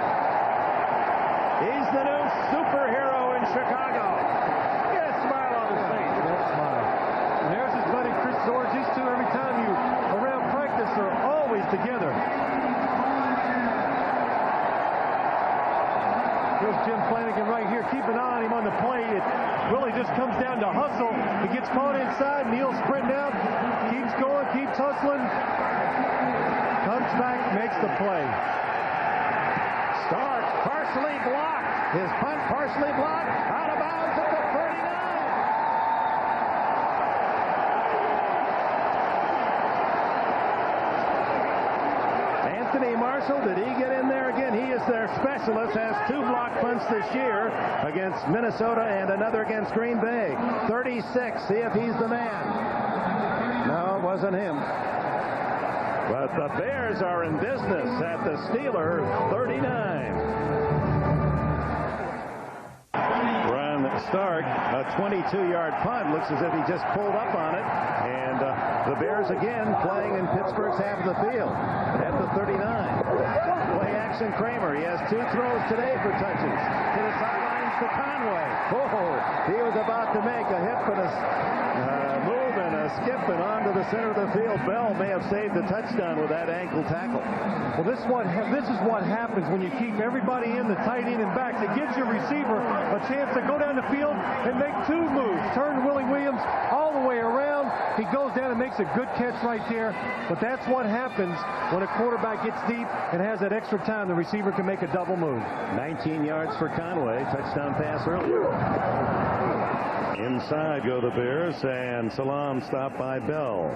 Curtis Conway, he was the #1 pick, the 7th player selected in the draft 2 years ago, and highly touted out of the Southern California, and a tough kid out of the inner city of Los Angeles, and he got here to Chicago, and of all things, he had a problem. He got homesick. I mean, he wanted to, you know, we think about getting homesick when you go from high school to college. Even these pro guys, let's don't forget, they're young, 21, 22 years old. They miss home, their girlfriends and their mom. Had only 19 catches as a touted rookie, but he has really matured here in his 3rd season. Salam plowing behind a good surge by that offensive line. Perry and Fontenot, and now Ozine for Andy Heck, who's out with a muscle injury. Well, he must have got caught up in that traffic we got caught up in yesterday. That'll make you homesick. We spent 3 days in the car yesterday. I never saw anything like it. Where are these people going? Up to Lake Forest, where the training camp of the Bears, and then back up to O'Hare Airport, one of the hotels to visit with the Steelers. Oh, we got some frequent car mileage yesterday. Well, Paul made all the time pass very quickly having him in there. That's right. 3rd and 4, Chicago. Kramer, the quick pass, wide open. Ryan Whitnight, touchdown!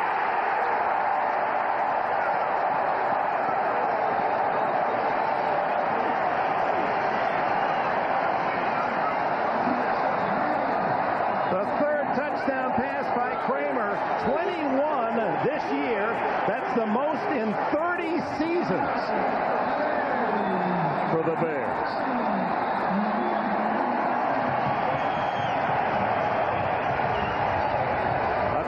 thing, when you go to blitz on Kramer and you have no one to pick up the tight end, I mean, Lloyd thought he was there.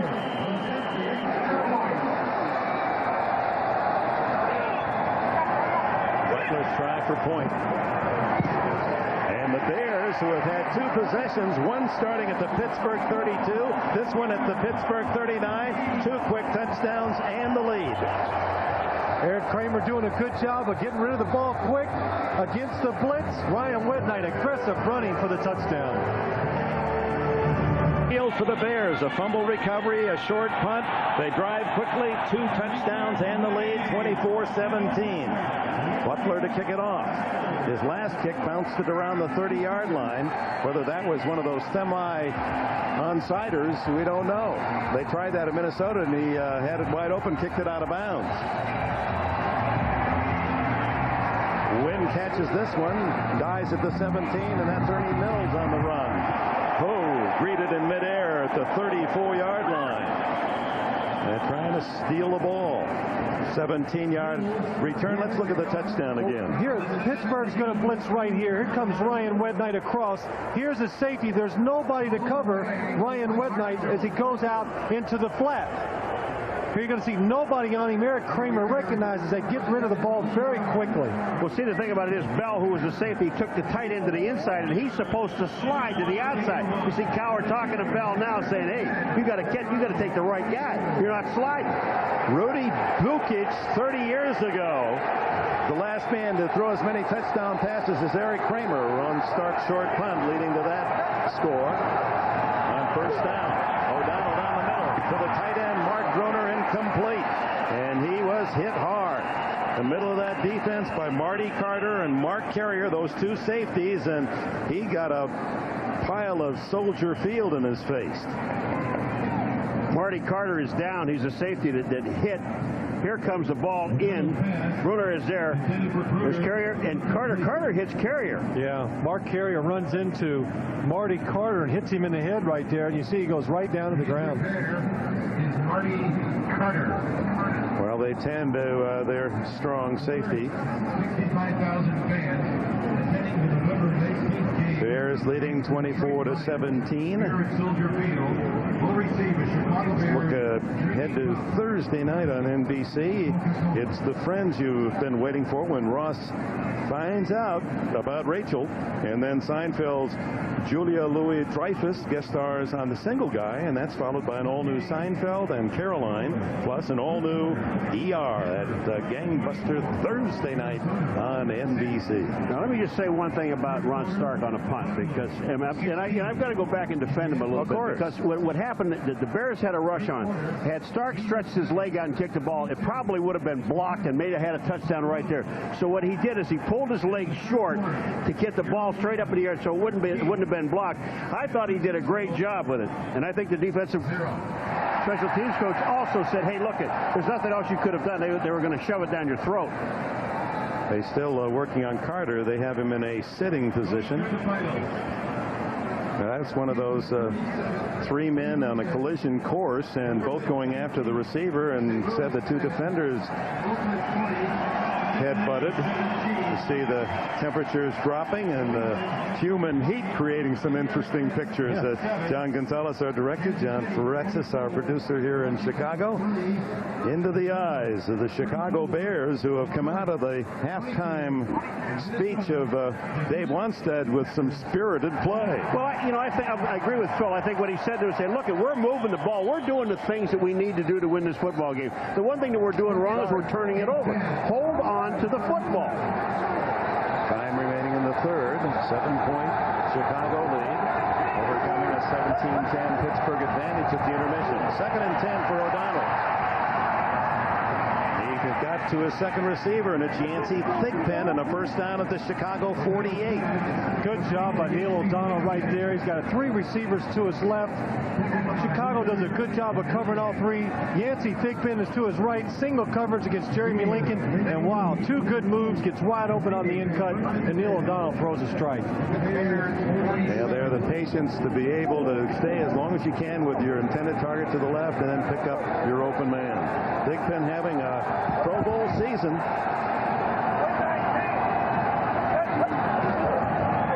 O'Donnell. Zorich after him. He throws it away. Spellman was also in pursuit of the quarterback. He got it beyond the line of scrimmage, out of bounds. Nothing wrong with that. Everybody's going crazy right here, but he's outside the pocket. Neil O'Donnell's is allowed to throw it away, and Alonzo Spellman sees him coming that away, and I don't know, I guess. Well, you can throw it away. As long as you throw it to the line of scrimmage, you've got to go to the line of scrimmage. Hey, throw the ball. There's nobody out there. Well, Alonzo, close your eyes, Alonzo. As long as it crosses the line of scrimmage, it is not intentional grounding now. Now, did you see Pegram again? Block? Did he get him? You bet he did. I'm watching Pegram. He's making some great blocks. Boy, Spellman with Singletary eyes. Pegram brought down in the backfield by Barry Minter. That's twice that Minter's made a play today. He's backup middle linebacker. Good job by Barry Minter. He sees that it's going to be a sweep. Reads the pull right here. Watch him hit the gap. He's going to see the run right there, and he's going to come running through there right in front of Damani Dawson and makes the tackle for a loss. Well, what happened? Damani Dawson, the center, gets caught up inside. That's his man. He's supposed to block Minter, get across to get him, which is a hard block to do, but he gets trapped inside, Damani Dawson, and he can't get out. Minter makes the play. That's read and react. Great athlete in Texas. He was an All-State pole vaulter, Minter. 3rd and 14. Make it 15 officially.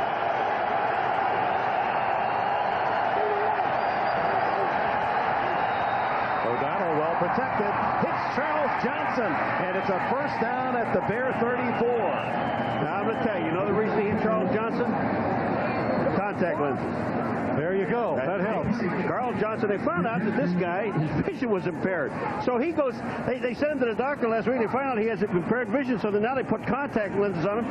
And Neil O'Donnell said, this guy's catching everything. He said he was jumping too soon. That time, he jumped perfectly. He said, I'm throwing balls down the field. And Charles Johnson, I'm looking at him in the film, and he jumps the ball and even close to it. He said, what are you doing? And Johnson didn't realize he had 20/50 vision instead of 20/20. And those contact lenses, he was on time there.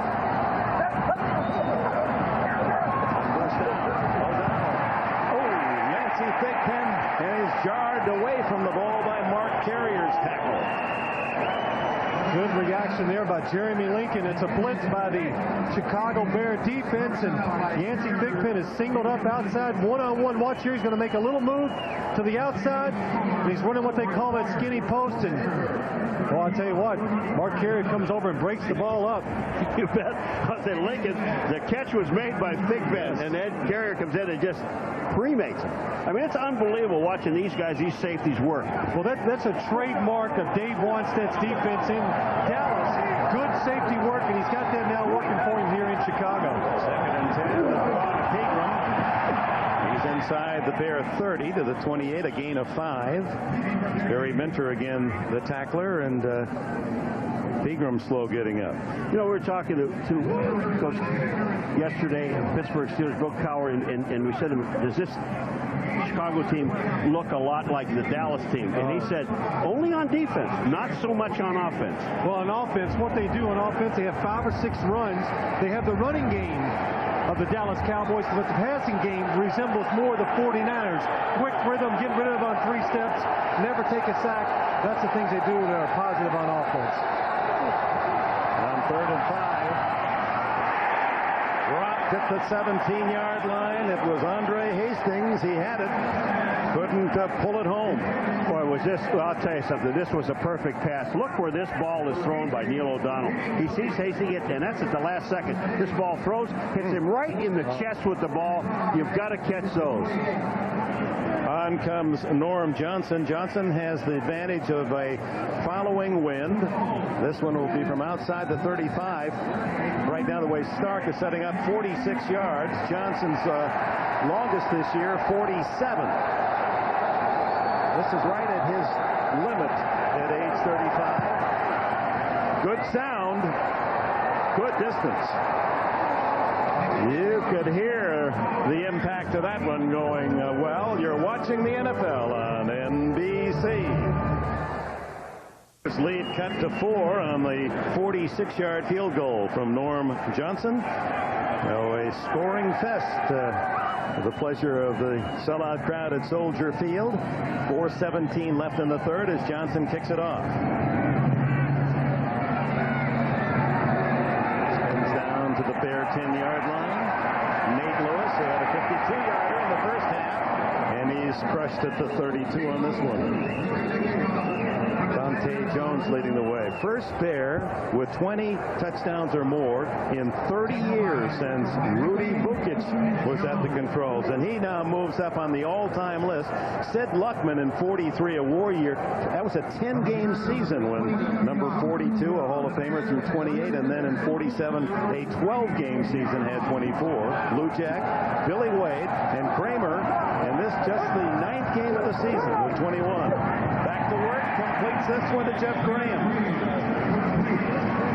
Graham with a first down, 12 on the pickup. I still think that the Pittsburgh Steelers, even though they got in some trouble with the blitz, in order, the way this offensive line has been blocking for the Bears this entire season, they're going to have to send more than just the up front 3 people. You're going to have to send at least 5, at least get in his face and create some things that they did in the first half. You sit in zone coverage, they'll flood the field, and he will get rid of the ball quick and find the open holes. Now Salam. The 46, pushed back. Kirkland finishing the work, started by Olszewski and Kevin Green. Back to Kramer a moment. Here's a man that was the Atlantic Coast Conference Player of the Year at North Carolina State. No one drafted him. New Orleans took him as a free agent and let him go. Atlanta gave him a try. Didn't work out. Went to Calgary and the CFL for a couple of years. Didn't like that. Yeah, it's amazing. Lands in Detroit, and first time he goes in, he changes the play, audibilizes it, and scores a touchdown on a pass. They call him Brass. He said, "You got some nerve, young man." Brass to Salam. The one thing about him, when he was in Detroit, he always had success. He threw the ball well, led them to victories, led them to the NFC Championship game one year, but he never, for some reason, got in favor with the head coach, Wayne Fontes. I guarantee you, we talked about this yesterday, and we asked Dave Watson about it. I said, if you go around anybody in the National Football League, and there are 30 teams, you say, give me 15 quarterbacks, this guy's name won't come up. And in order for him to be recognized by anyone, Dick, he's going to have to win a Super Bowl and take this team on into the playoffs, because people just, they don't mention his name, and he is a solid quarterback. Well, you're right, Paul, but you got to have success more than just a half a year. He needs a couple years of this kind of success, and they'll take notice of him around the league. Third and a long 5, incomplete. And Conway knew that there were yellow jerseys around. Lake and Fuller taking aim. But did you see that time? The pressure that was on Kramer. He has to throw this ball before he wants to. That ball hits him in the hands. He should catch the football. It was a good job. There was a blitz again by the Pittsburgh Steelers. Right there you can see Brinston Buckner coming in. Puts the hit on Eric Kramer. Makes him throw it just a second before he's ready. First punt of the day for Todd Sauerbrunn.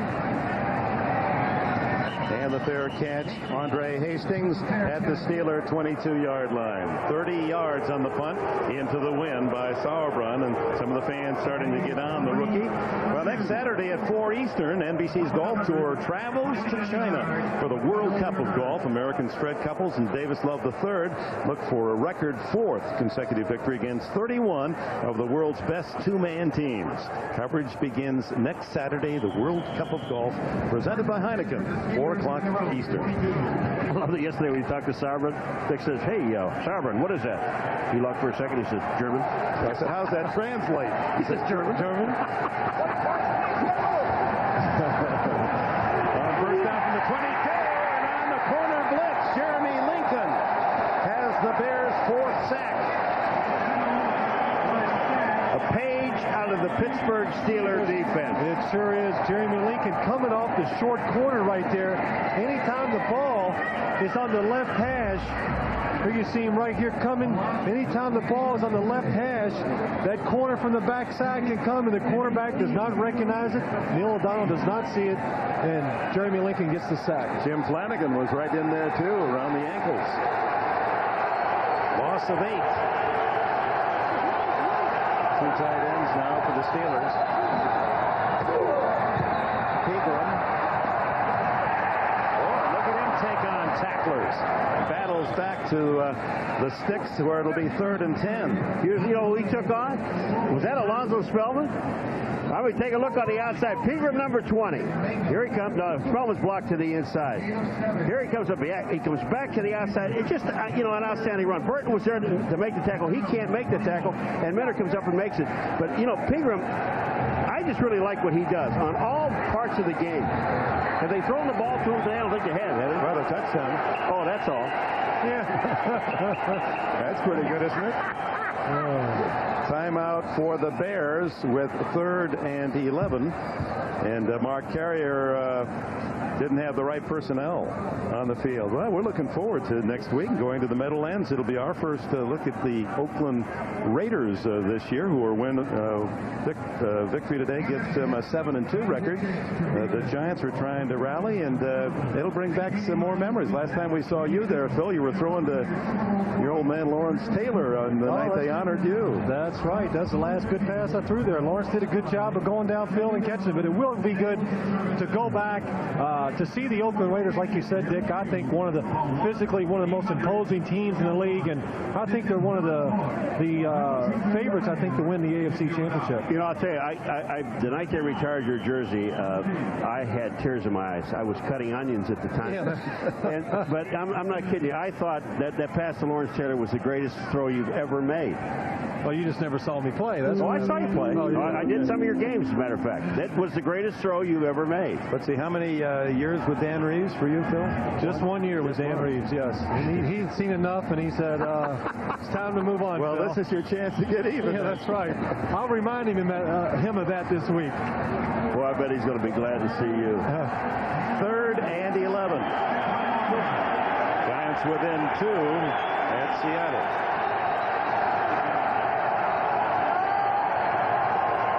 Another blitz. Down the middle. Intercepted by Marshall. Anthony Marshall at the 30-yard line. He's made some big plays for the Bears today. Boy, was he waiting on this. He reads the quarterback's eyes, and let me show you what happens here. Here's the blitz by Chicago. Here's Anthony Marshall. He has the back. The back doesn't come out. Now he reads Neil O'Donnell's eyes, and one thing as a quarterback on a blitz and crossing routes, look backside to make sure about that free defender that's there. He does not look and see him. Boy, here he is on the right of your screen on the top side. Look at him, and you're absolutely right. All he's doing is looking at Neil O'Donnell, and he makes the play. That's outstanding. That's an outstanding catch. Yes, it is, and I'll tell you what, Neil knows he made a mistake because Ron Earhart, the one thing he teaches you on a blitz, never throw those in cuts across the field. The free man will get it. Reverse to Conway. And the speedster has 10, 15, 17 yards. What a block by Keith Jennings. Keeps Kevin Green away from the play the whole time. He sustains the block for a long time. Well, this is what the tight ends are supposed to do. The tight ends on a play like this, left of your screen. You see Green 91 and the Jennings is 85. Watch this. All he has to do is keep contact with him. And Green can't get his arm out and make the play. Just an outstanding play. Willie Williams, the quarter, doesn't come up and make the tackle. First down. Anthony Marshall's first interception of the year. The Bears have spent this third quarter in Pittsburgh's half of the field. 3 touchdowns out of 4 trips inside the 20. Kramer looking for his 4th touchdown of the day. No way this time as Carnell Lake denies Jeff Graham. Jeff Graham has the ball. Carnell Lake at the last second puts his arm up between his 2 arms and knocks the ball away. This is outstanding defense. Here comes Carnell Lake, number 37. Graham there, watch, he has the ball. Now look, boom, his hand's in there, knocks the ball out. Good job. Let's don't forget, Carnell Lake is at safety up till 2 weeks ago. Now he's playing corner one-on-one against one of his ex-teammates, Jeff Graham, and makes a super play right there to break up the touchdown. Playing out there, we expect to see Rod Woodson, who might return if the Steelers make it to the playoffs. Runs into something pretty thick and hard and stops dead cold at the 10-yard line. Final seconds of the third period. A quarter that favored the Chicago Bears will return after these messages from your local station. From Sims, Paul McGuire The Bears lead 24-20 and growling for more. 3rd and 6 at the 10 of the Steelers. Kramer with a fake. Incomplete. Conway trying to keep his feet inbound, standing on the tiptoes and couldn't bring it in. Oh, I'm going to tell you something. Conway, what a great throw by Kramer. He sees Willie Williams out there covering. So what does he do? He throws back to the inside, away from Williams. And Conway should have caught the ball. Watch this when he throws this ball. See, he's on the outside, Conway. Now watch where he throws it. Back to the inside, away from the defender. That's outstanding. Paul, that's something you've seen a lot in this league. When the defender has your back to you, throw to his back shoulder, make the receiver adjust. 27-yard attempt by Butler. Wow, it's good. Barely hooked it inside that left upright. The Bears back up by 7. 27, the Steelers 20. Chicago overcoming a 7-point deficit at halftime as Butler, with the win, sends it down to Ernie Mills.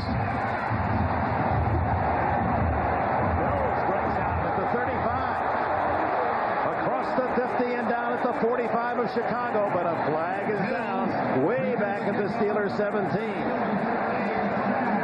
And it looked like one of those inescapable hand in the back.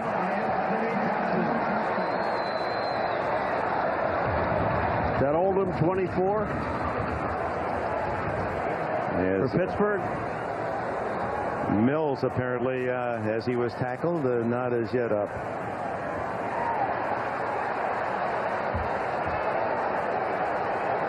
Oh, they're calling it against Chicago. There's no flag on the play. The block was from the side. Push down. That's a lovely. You got to be kidding. Charles Johnson was the injured player, but apparently all right. Here's Oldham. Does that block? Well, I'll tell you. He had his head in front at first, and I would not call that a penalty. Paul. Paul? I see that look you're giving me. Paul. You know what? This game would be in real trouble if you guys were calling it. Yeah, you're right. I would very seldom call a penalty. He calls them all. This would be the first time you'd ever see referees in a fist fight. Yeah.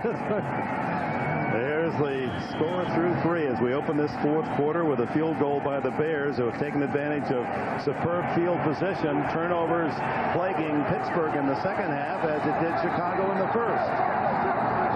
Great kickoff return again by Mills. Starts at the 45. O'Donnell to the sidelines and open there's Thigpen and a first down, 34. What else is going on in the NFL? Greg? Glad you asked, Dick. In Indianapolis, the Bills with a 16-10 lead. Colts threatening to go ahead. It's critical now as we move into the later stages of this NFL season. Going down the hill now and toward the playoffs.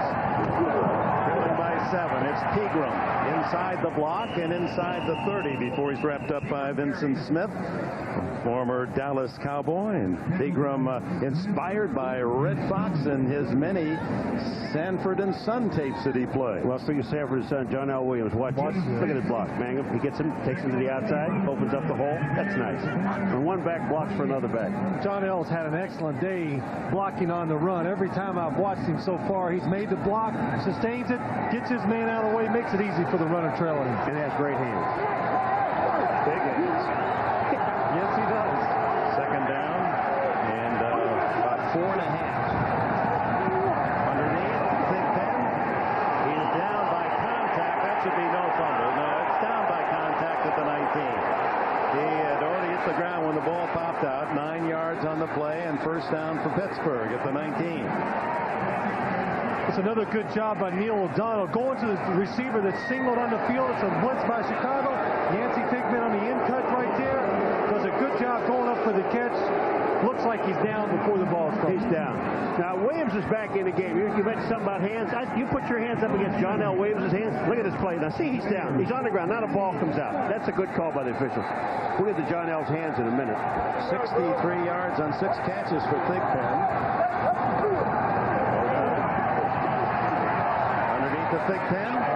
What a catch. What a footwork, huh? Catch and a route.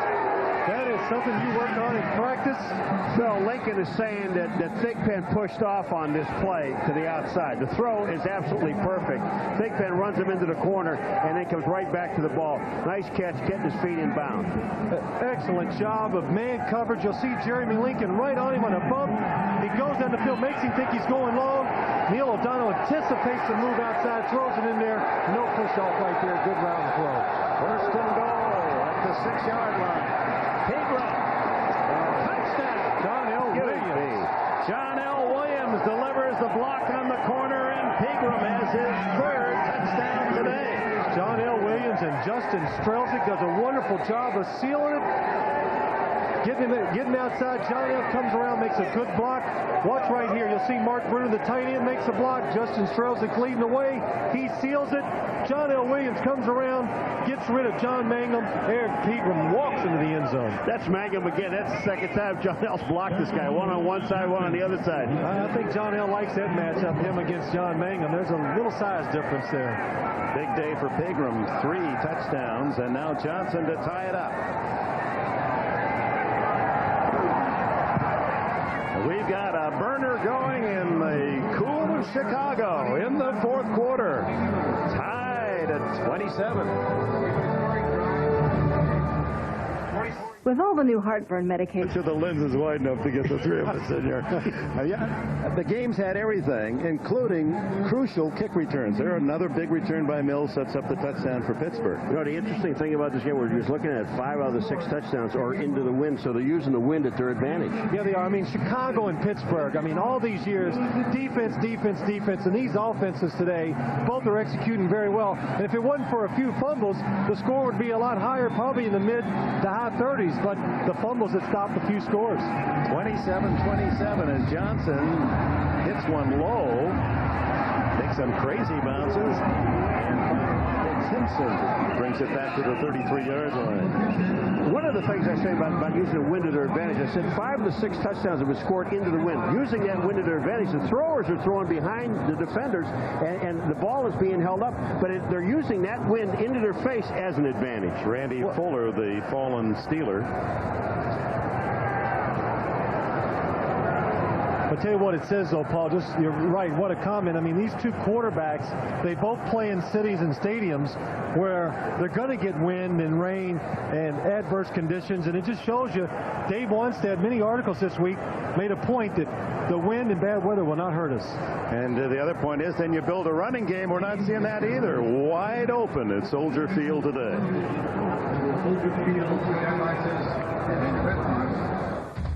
Over the past 3 years, Dodge of sorts at 27, first down at the 32. Salam breaking a tackle, and the young back who weighs around 225 to 230. I mean, he consistently gets through that first tackler. First thing that I noticed Friday, we went to practice, and I looked at him. I just couldn't get over how big he was. I saw him on TV in Colorado all those years. I just didn't think he was that tall and that big. Well, Henry thought he had him in the backfield, and he didn't. 4 yards on the play. Make it 3. Second down, and well, it is 4 officially. Kramer downfield to Graham. Carnell Lake finally gets him. Oh, it's Olszewski running back. They twisted Graham right into Olszewski's assist. Something the Chicago Bears very seldom do is take a 7-step drop by the quarterback. They do, and watch Jeff Kramer. It gives him plenty of time to fake the post, go outside, break. Eric Kramer anticipates. Carnell Lake does a good job of coverage, but that's a long throw down the field with good protection. And Olszewski had a long run at him too, Dick. You're absolutely right. He came down and drilled him. 111 yards for Graham on 5 catches today. Leading receiver again this year, 45, a former Steeler who has really become quite a target as a Bear. Fake to Salam. Kramer, down he goes, and that will be a sack, the first today, and only the 5th sack against the Bears quarterback all season long. Ray Seals. I mean, they sent everybody that time. Olszewski steps up into the line. He shows blitz. They got Green coming from the outside. Olszewski, you see him there at 55 in the line of scrimmage. And watch Seals. He comes up. He's on the tight end. Throws him, or gets not on the tight end. Excuse me. He's on the tackle, and it makes the play. Second down and 15. So Kramer, only 6 interceptions all year, only 5 sacks, and the Bears never are called for holding. They do such a great job of protecting him within the rules. This is Robert Green, who fumbled in the first half. Picks up 4 or 5 yards inside the Pittsburgh 45. This is a stat that I just find hard to believe. The last time the Bears were called for holding was November 20th last year. That's a whole season. That is really incredible. Well, that's a credit to the offensive line, but it goes to your coach, Tony Wise, the coach of that offensive line, the assistant head coach. What a job he's doing here. He's the one that really built that Dallas Cowboy line, which is the best in football now up here in Chicago, and doing a pretty good job up here, too. 3rd and 9.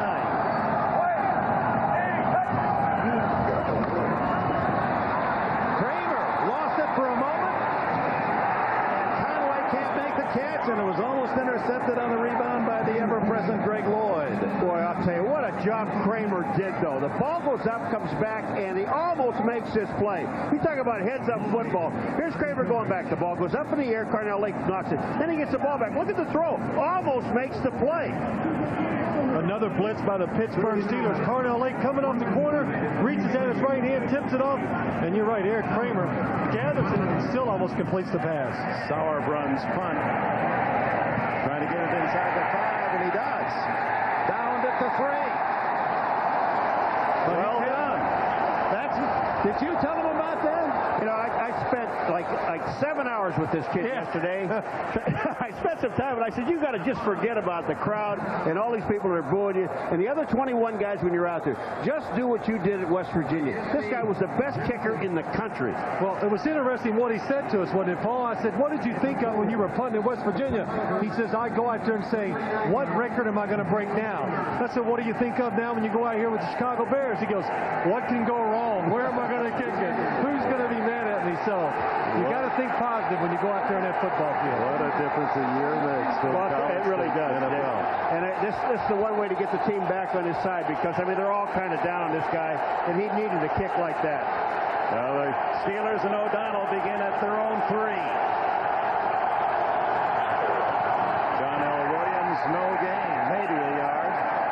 Alonzo Spellman and others in on the stop. Chris Orich there as well. I think if I'm coming out of this situation down here, I want John L. blocking, and I want number 20, Peter, running with the football. They take out John L. Williams.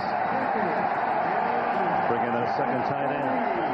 Tied at 27. 9 minutes left in the 4th quarter.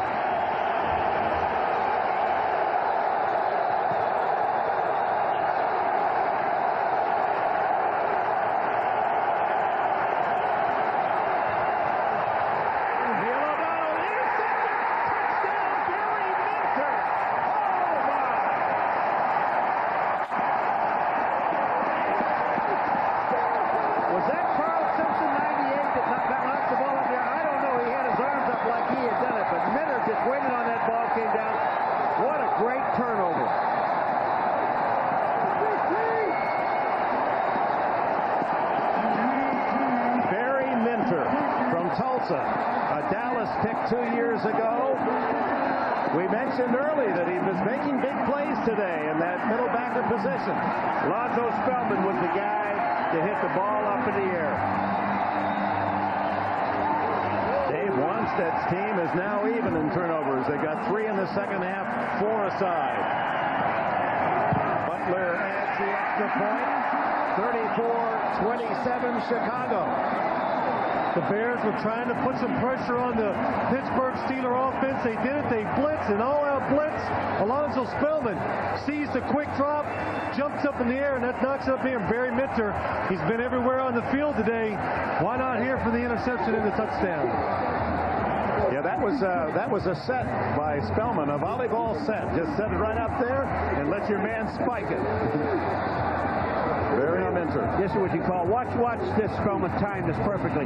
He sees the play, and you've got to blame the tackle for not making the block. When you're on a guy like that, Cersei has got to take him down. If you're going to throw that quick pass, he's got to get into his midriff to keep his arms from coming up. Yeah, but saying this for Leon Searcy, he didn't know it was going to be a quick pass because that was an adjustment right there. The Bears had an all-out blitz. Neil O'Donnell read the hot, trying to throw throw it to the tight end. So Leon seriously wasn't quite sure that would be such a quick pass. Good point. Spellman was a great high school basketball player, 17 points a game, 22 rebounds as a senior, and that was a rejection. Look what's happened to the mistakes by Pittsburgh in this second half. They've led to 2 touchdowns and a field goal, so they're even. 4 turnovers aside. Chicago in the lead, plenty of time left, 8:43. Where's the ball? Mills finds it, and then takes off to the 34-yard line. Brought down by Kevin Minifield. Now we're talking about the turnovers and how they relate to victory, and 11-0 when the Bears take it away more than they give it away, and even when it's even, as it is now, they've won 7 of 10. We got a flag on a play, extracurricular activity. 32 is Dwayne Joseph of the Bears. These kickoff teams, they've used everything today. Personal foul against the Steelers. They've tried squibbling them, kicking them high, kicking them short. They keep the returns down. Nothing's working. The only thing that's stopping them is penalties.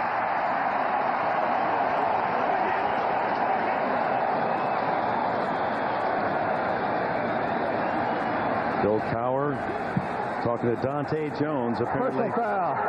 Unnecessary roughness on Pittsburgh. Late hit after the whistle. 15-yard penalty. First down. No identification of the player, but I think Cowher knows who. Well, if he's talking to Dante Jones, you can bet it's 54 Jones. Now here it is. Here's the play afterwards. The flag goes up. Unsportsmanlike, reach in, you grab a face mask. And again, I can tell you right now, I bet you this guy was the second guy in. So Jones' penalty takes the Steelers back to their own 15. That's the story of the second half. Cowher's team playing the game on a half a field, their half.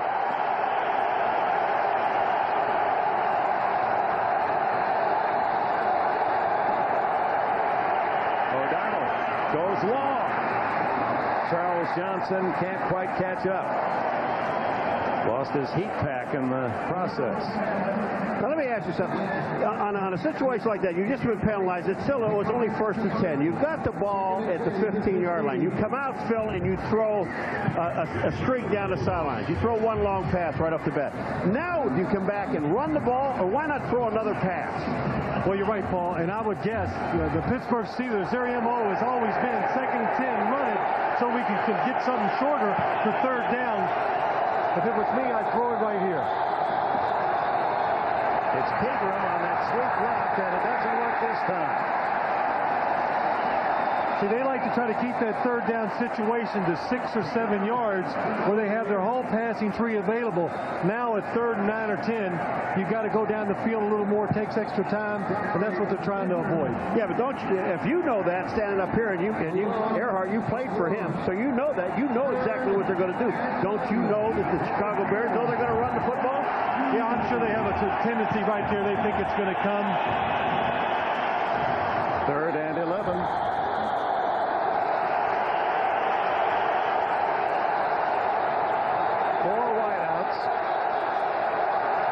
Blitz.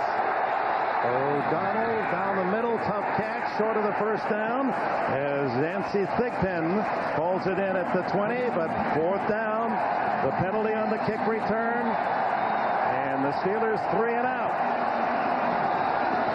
And Stark kicking into the breeze that's blowing in from the southwest.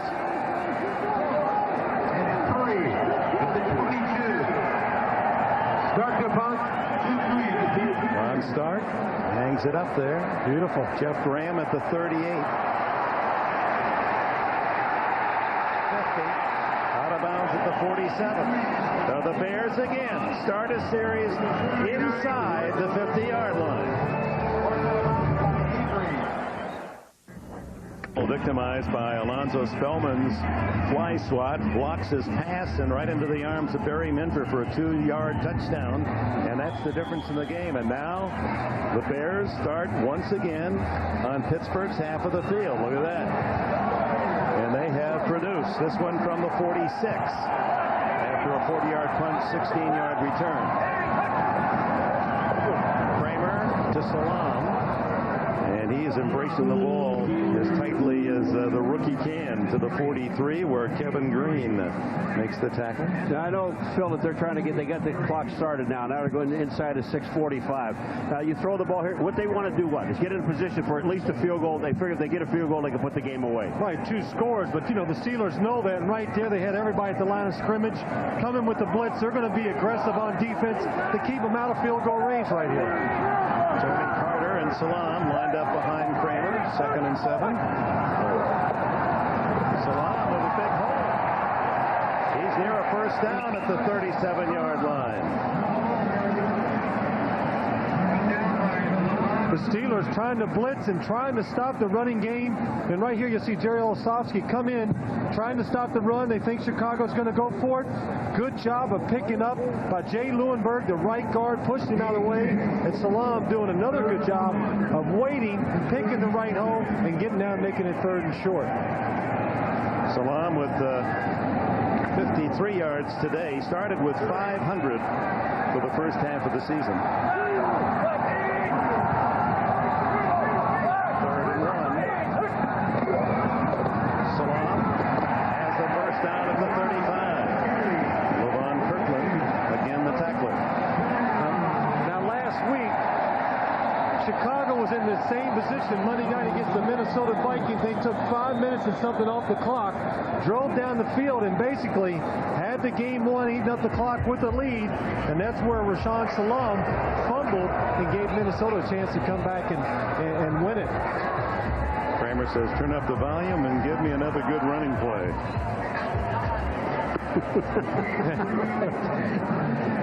5-minute mark coming up. Steelers have all 3 of their timeouts.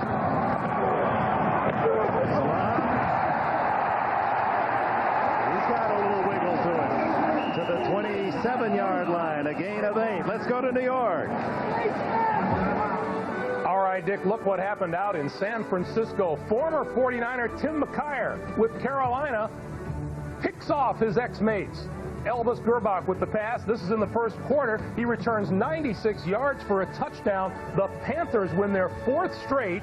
It's the first time an expansion team has ever beaten the defending champion 13-7 Panthers over the 49ers, Dick. Wow. Wow is right. San Francisco 5-4 and Carolina's 4-5 after 9 games. That's going to make that Dallas-San Francisco game real big. Kramer throws it away. Good decision there. The Steelers run another blitz, so he sees there's trouble, gets rid of the ball quickly that time, doesn't look for a secondary receiver. Well, I don't think Tony Carter was his primary target either going on back. But the thing about it, I think right here, Chicago, they have to run a play. They've got to run it to get the clock started and move it and force Pittsburgh to take a timeout. Right. I was surprised by the throw right there, but they were trying to go for a play, catching Pittsburgh off guard and try to win the game right there. But to run the ball, the Steelers knew they were going to run it, and they got a first down, got 8 yards on the first carry, but took a chance there and it didn't work. 3rd and a short 3. Graham left, Conway right. Salam up the middle. And look at him take the pile with him. Well, and no, that wasn't there. They were marking the first pile. I thought and he was actually pushed back at the 27-yard line, short of the first down. Steelers call time. 4th down coming up. Of course, a field goal would give the Bears a 10-point advantage. The timeout situation, our Steelers have 2, and one Stet's Bears 2.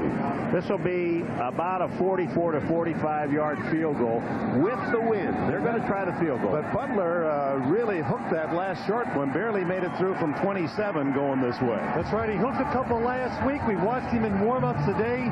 He was hooking the ball quite a bit, and you're right. He just made the last one. They kicked a line drive, hooking it, just got inside the left upright. So we'll see if he corrects it right here. Phil, this wind is blowing at their back, but it's also blowing a little left to right. From the near sidelines, far sidelines, and this will be from about the 45-yard attempt. He hasn't missed all year. 16 for 16.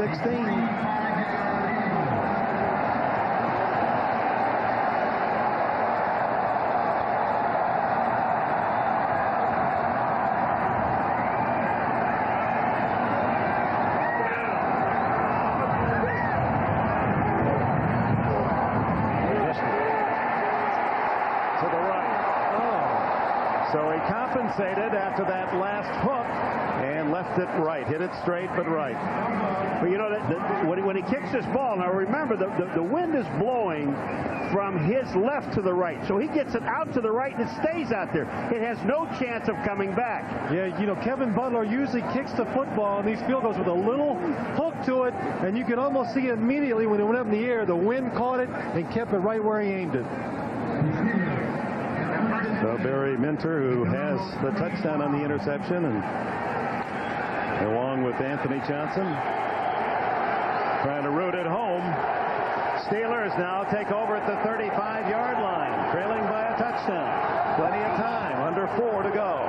O'Donnell protected well, hits John L. Williams. And one of the better receiving backs in all of football, out to the 45, close to a first down. That's his first catch today, I believe, and his 8th for the year. Career-wise, 530. He wants to go for 600.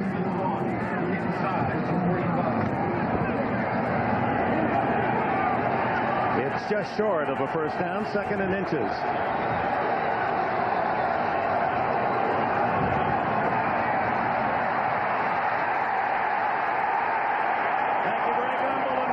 Soldier Field, Chicago, where Chris Zorich, without a sack all season, first 8 games, has his 2nd today. 5 for the Bears as he drops O'Donnell with 3 minutes and 15 seconds left in the game. The difference in the 4th quarter. The Steelers passing from their own end zone. O'Donnell tipped by Spillman and into the arms of Barry Minter, the backup middle linebacker, 2 yards for the touchdown, and Chicago celebrates the 35-17 lead. Pittsburgh has spent a timeout, have 1 left, Chicago with 2. It has been, well, at this time of the year in Chicago, gentlemen, you expect to see a 10-7, a 14-10 game. Not that way today. No, we've seen both teams pass the ball very effectively down the field, picking up the blitzes, and it's just not what we expected from either team coming into the season, but Chicago has been very good at throwing the ball against this Pittsburgh Steelers defense today. Well, a reminder that following the game, NBC special called Extremely Weird, then a popular Mad About You, Hope and Gloria, followed by the network premiere, Whoopi Goldberg in Made in America, along with Ted Danson. Don't miss that. Viewers on your West Coast, check your local listings. And we're pleased that you joined us for the conclusion of this game. 2 first-place teams. The Steelers know Cleveland has lost. A win will put them in sole possession of the Central AFC. The Bears know that their closest competitor, Green Bay, has lost. They can build an added lead in the Central with a 7-2 mark. 3rd down and 9. O'Donnell down the middle. Caught by Johnson. Looked as if he was being interfered. James Burton was there early. It is a first down. What a job of the Steelers. Their offense, one thing they do with Ron Earhart, the offensive coordinator, you're going to see the blitz come inside right here. They're going to pick it up. One thing he teaches, picking up the blitz, another good job. Look at that. The cross, they do it. Neal stands in there, gives the receiver time down the field to get open and delivers a strike. That should have been pass interference on Burton because he hit him before the ball got there. O'Donnell throws it away. Yancey Thigpen, the closest white jersey. For those of us who left, I'm sorry, Dick, for those who just joined us, I'm going to tell you something. This is like 2 separate ball games. In the first half, the Bears turned the ball over 4 times. And we welcome those of you that have seen the Buffalo Bills defeat the Indianapolis Colts 16-10. Dick Enberg with Paul McGuire and Phil Simms at Soldier Field. 2:38 left.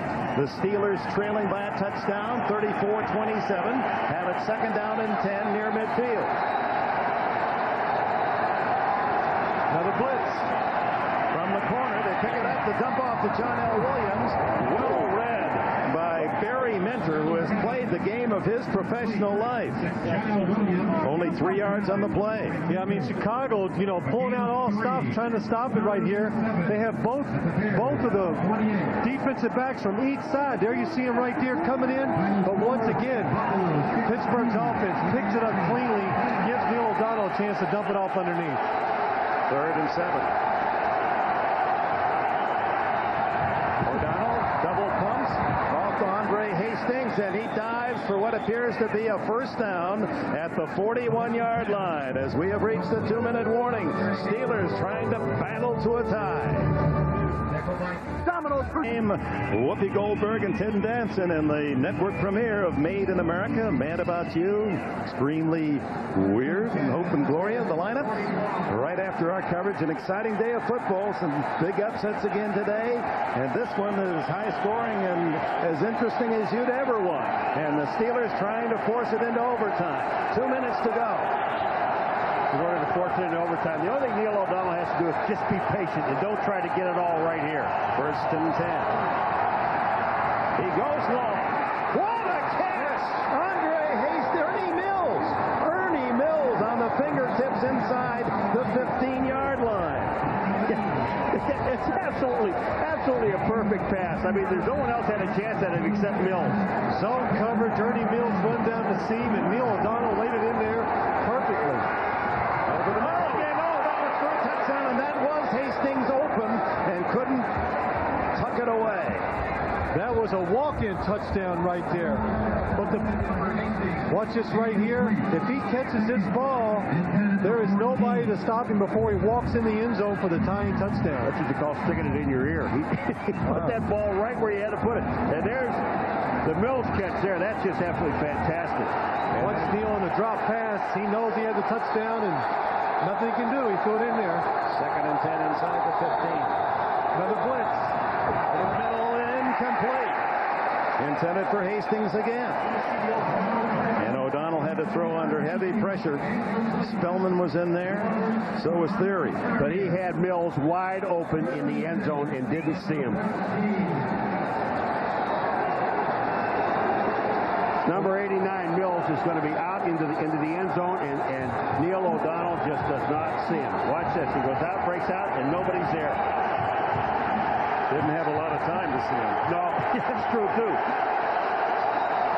3rd and 10.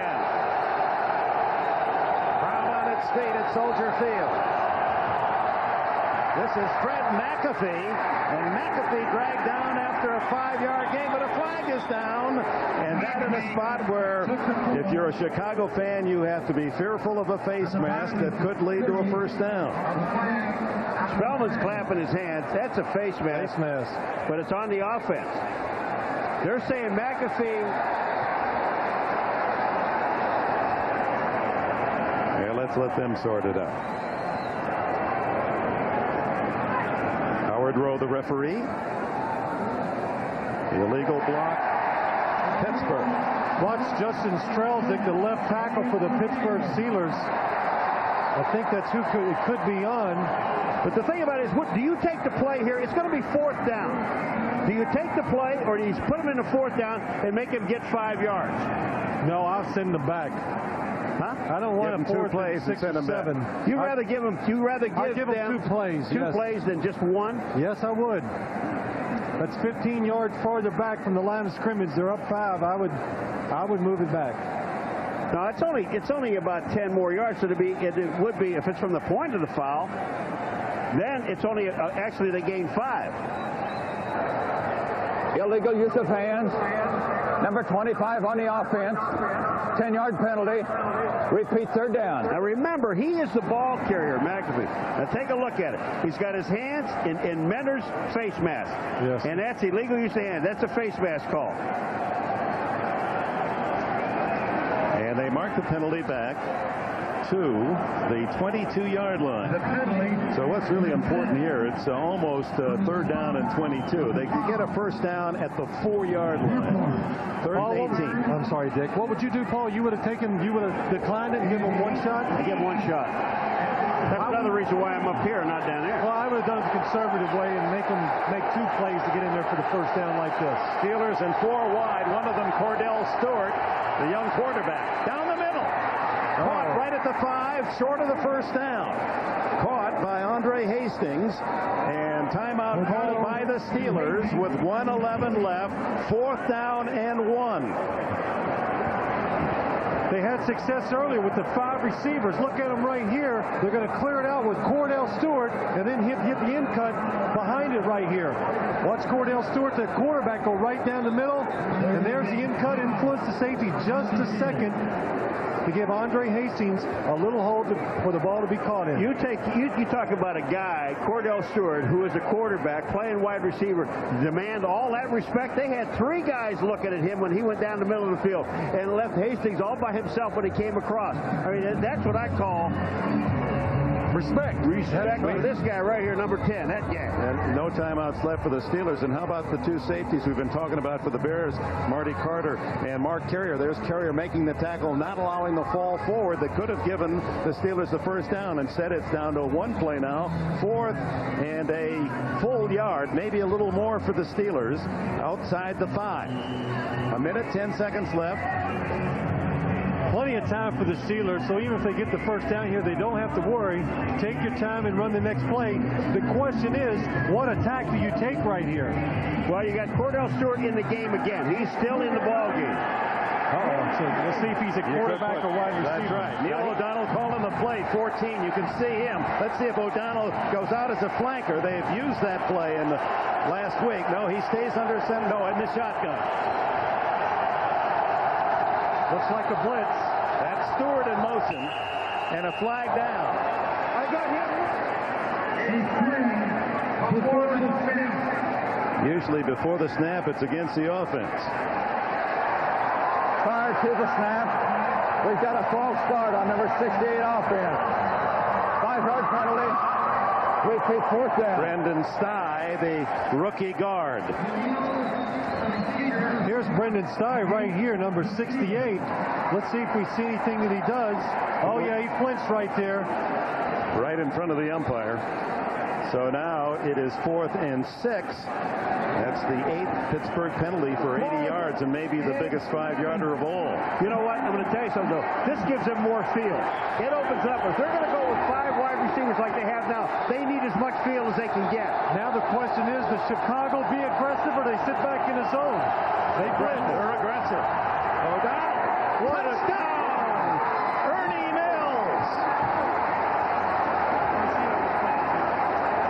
I said, Dick, it gives you much more field. That 5-yard penalty didn't hurt these guys. They were going for the end zone anyway. I tell you, good job again. And how many times can we say this today, Paul? But the Steelers pick up the blitz one more time, and it's another blitz to the strong side. 2 people coming, the line, the back. They make a good adjustment. Neil O'Donnell has that extra second to find Ernie Mills in the end zone. Mills only 11 catches, 1 touchdown all year as his second score. Will they go for the win here? Oh, my. And the Bears say, oh, we better call time. They had their placement defense out there, and boy, that tells you something about Bill Cowher. You know why? Let me tell you, you know why they did this? I really believe that they're forcing Chicago to take a timeout. Yes, because they have 2 left. So they're going to force them to use one of them right here. Now come back in and take the time. That's pretty good. That now the Bears have but 1 timeout left when they get the ball back with 1:06. Let's look at the touchdown right here. Here you're going to see the blitz. You're going to see the inside receivers break down to the inside and open up the hole for Ernie Mills for the touchdown. Right there, you see it. Neil O'Donnell throws a perfect strike on 4th down against Anthony Marshall for the touchdown. Neil O'Donnell just reads this beautifully. He's only looking at one guy. If you watch his eyes, it was Bills the entire way. He saw the one-on-one coverage on Marshall, and he just said, I'm going there. This is the game. He's been a big factor today for Pittsburgh. His kick returns, and now the touchdown reception. And just remember something now, folks. The offense is on the field. O'Donnell has gone to the sideline. I don't know why you wouldn't want to tie this ball game up. Yeah, here they come. They did what they were supposed to do. They forced the Chicago Bears to take one of their last 2 timeouts, which only leaves them 1. That's a great point, Paul. Yep. With all that time, 1:06 and 2 timeouts, the way that each team has moved the ball so quickly, that does take a card away from Wannstedt. Especially on a kickoff, Dick. The Steelers are going to be kicking into the wind, and then we've had nothing but great returns all afternoon. Now to tie it at 34, Norm Johnson. And with 66 seconds left. The Bears will have a final chance to get into field goal range, and again, they'll be moving with the wind, although the way the game is developed, it seemingly is no handicap going into the wind. What is it? 6 out of 7 touchdowns have been into the wind? Into the wind. 6 touchdowns today into the wind. And Butler's 45-yard field goal miss that preceded this Pittsburgh drive was with the wind. You know, Dick, I don't think I'll ever again say the wind will be an advantage if you have it at your back. Well, it's an advantage if it's in your face. Neil O'Donnell has played a big game, as has his counterpart Eric Kramer, the quarterback of the Bears. You're right, Dick. They really have. And Neil O'Donnell and Eric Kramer both making tough throws under pressure, and both teams picking up the blitzes and giving their quarterbacks and receivers that extra second to go down the field. All right, let's put this thing into perspective now, Phil. The Pittsburgh Steelers, when they were successful, they blitzed and they got in Kramer's face. Now you've got 1 minute and 6. I don't know where this ball is going to be placed, but do you go after him now? Do you force him, or do you sit back and make him make the perfect throw? No, you don't go after him now, Paul. I don't think until he crosses midfield, where one completion could get him into field goal range. I think they'll play it fairly conservative and safe. Kickoff returns have been a very big part of this game. Each team with some long returns, and Nate Lewis had one for 52 yards that set up a score. Kicks have been short. Norm Johnson skidded his last kickoff. Didn't try to kick it into the wind. Does it again this time. Takes a bounce off Robert Green, and Green moves a couple of men and is out to the 37-yard line with exactly 1 minute left in this fourth quarter. I never did like the squib kick ever. Was a player I'd stand on the sideline and go, oh, why are we doing that? Because it always gives you good field position if somebody that's up there, Robert Green there, reaches out, stops the ball from rolling, and now they get the ball on the 38 or 39-yard line. If you were with the Bears, you'd like it. That's a good point. Eric Kramer with 3 touchdown passes today, the NFL leader with 21 touchdown throws.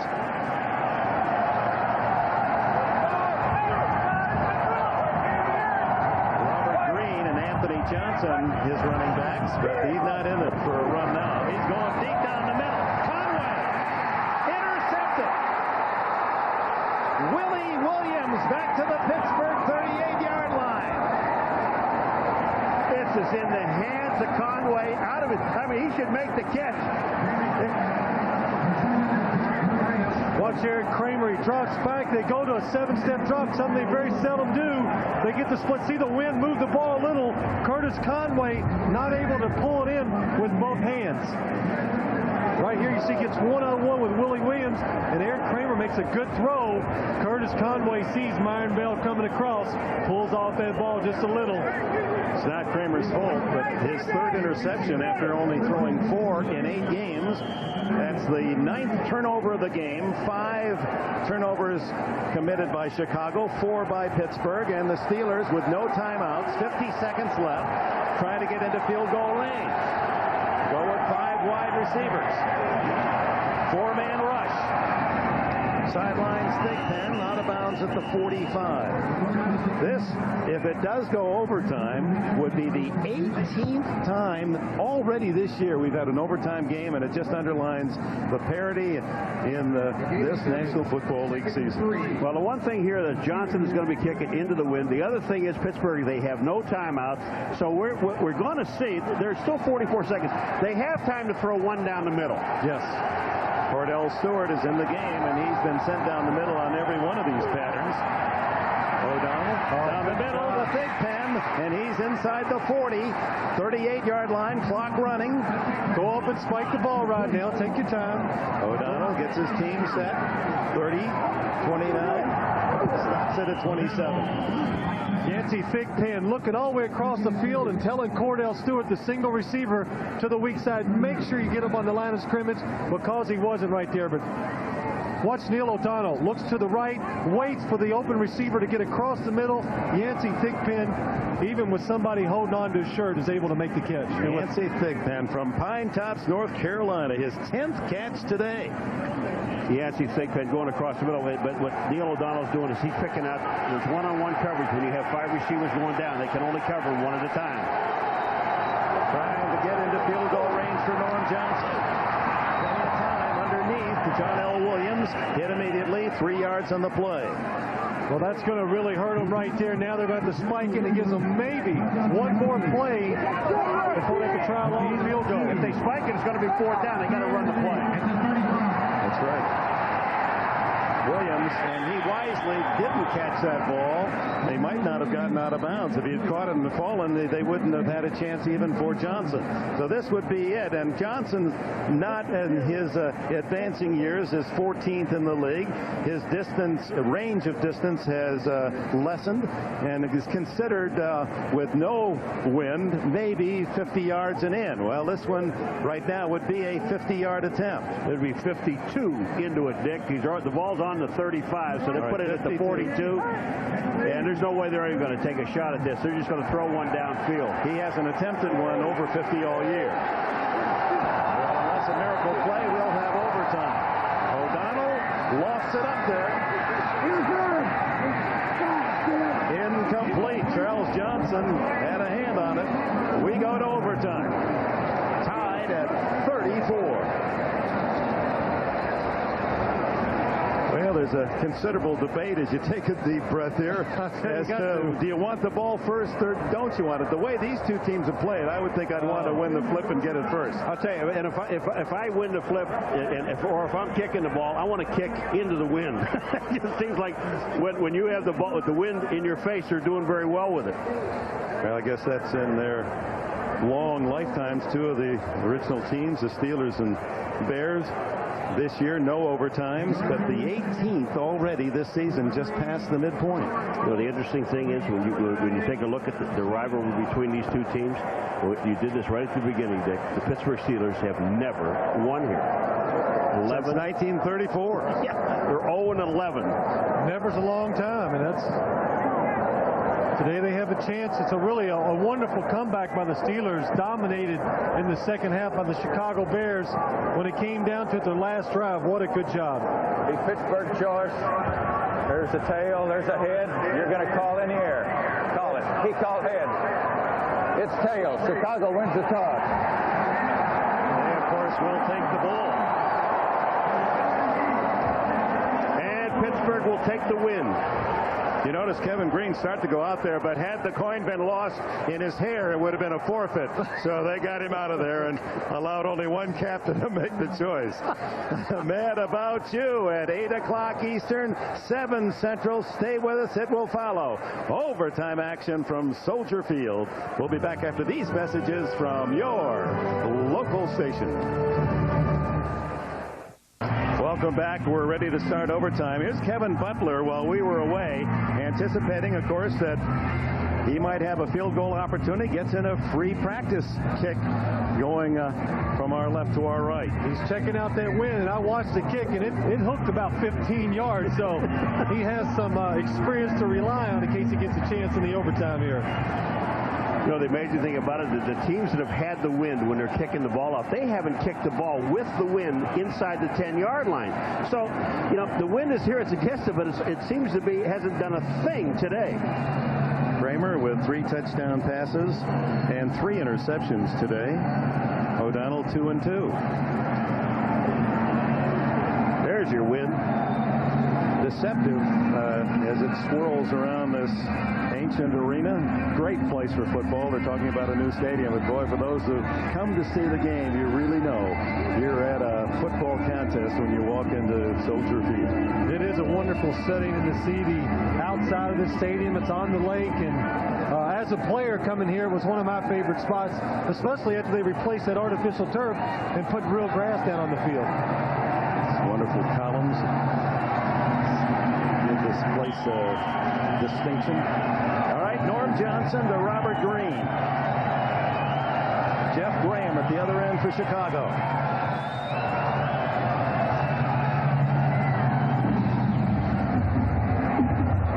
Just to the 10-yard line. It's Michael Simpson.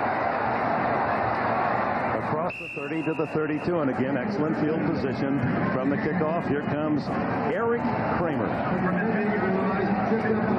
Kramer, who was has brought this year a whole new feeling to what offense means in Chicago. It's not the grind them out, get 3 yards, 4 yards, first down. It's get the ball in the air. 21 touchdown passes. So, but how about when they went to training camp? We get that with it? When they went to training camp, it was up in the air between Walsh and him. They didn't know who was going to be the quarterback. There goes the work.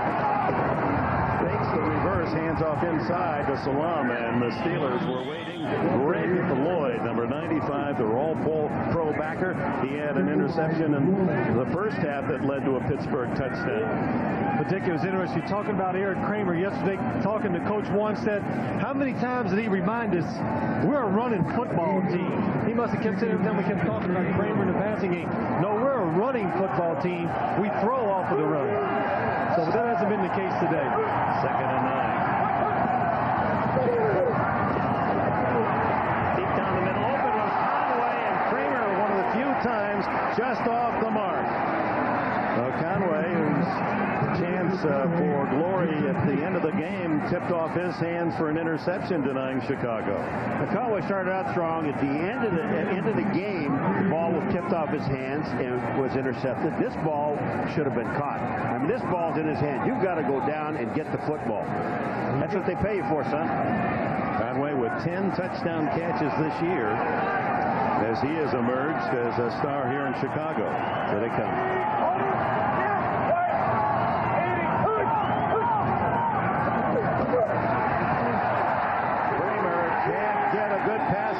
He's smothered by Carnell Lake. Lake, the Pro Bowl safety, who is now playing cornerback the last 2 weeks. But right here, you see Chris Odom coming off of this side, Carnell Lake coming up here. The Chicago Bears cannot pick them both up. Watch here. Chris Odom comes in free. Carnell Lake beats his guy and forces Eric Kramer to throw a bad ball. Problem is, Green took the wrong guy. If Green steps back out, he gets hold of it, and they make the play. Sauerbrunn, the rookie, to kick to Andre Hastings. Don't snap it.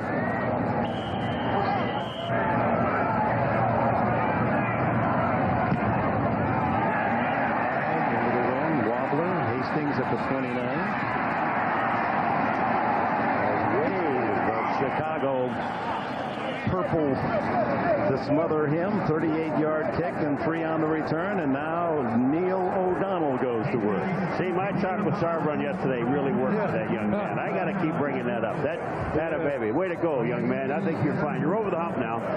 And if you need any help later on in the season, give me a holler. I wish I could repeat everything you were saying to him yesterday, Paul. First time you've ever met him, he's going, who is this guy here talking to me like this?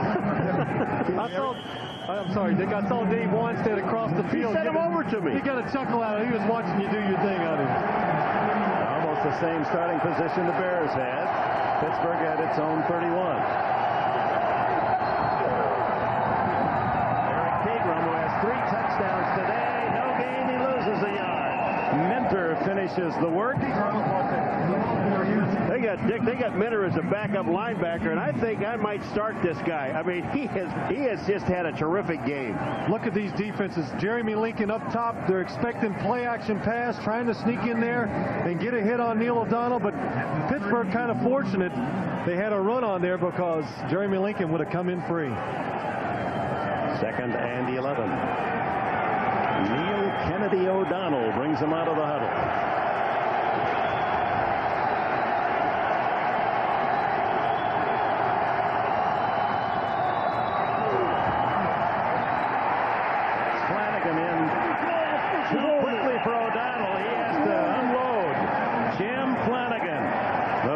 Joining us, he's the new superhero here in Chicago. He was also being held, Dick. I mean, we talked about Flanagan at the beginning, but here he comes up the field. That's Minter there, and Flanagan is down. But watch what Flanagan, 99, comes in. He's being held right at the line of scrimmage.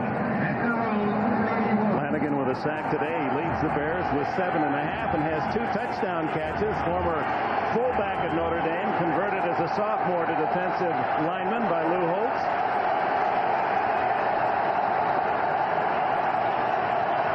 3rd and 11, 5 receivers.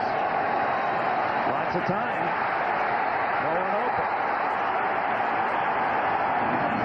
And finally to Ernie Mills, who, does he hang on? Yes, the ball went flying. flying after he left the field of play. It's ruled a catch. Close to a first down. It is a first down, Pittsburgh. The problem with this is the Chicago Bears only come with 3 guys. 3 guys gave Neil O'Donnell all day to throw. There's nobody open, so he breaks to the outside. Ernie Mills does a good job of breaking his route off, picking up a big first down for him right there. Minifield's tackle forcing a fumble, but fortunately for the Steelers, it goes out of bounds, and a first down at the 42. Plenty of time in the extra period. Each team with 2 timeouts. For the blitz. O'Donnell to Pegram. Breaks a tackle into Bears territory to the 43-yard line. Eric Pegram delivers again. 15 on that catch. Brandon Stye gets back, and Pegram makes the run. Look at how long this thing takes to develop. It is a blitz. And I thought Chicago played it very well. Here comes Minter trying number 92 to get out, but he gets blocked. Pegram right here gets away, and then Stye, you see him making a block back downfield. Pegram keeping the ball in play, picking up an extra 2 yards. The Chicago 44, Norm Johnson.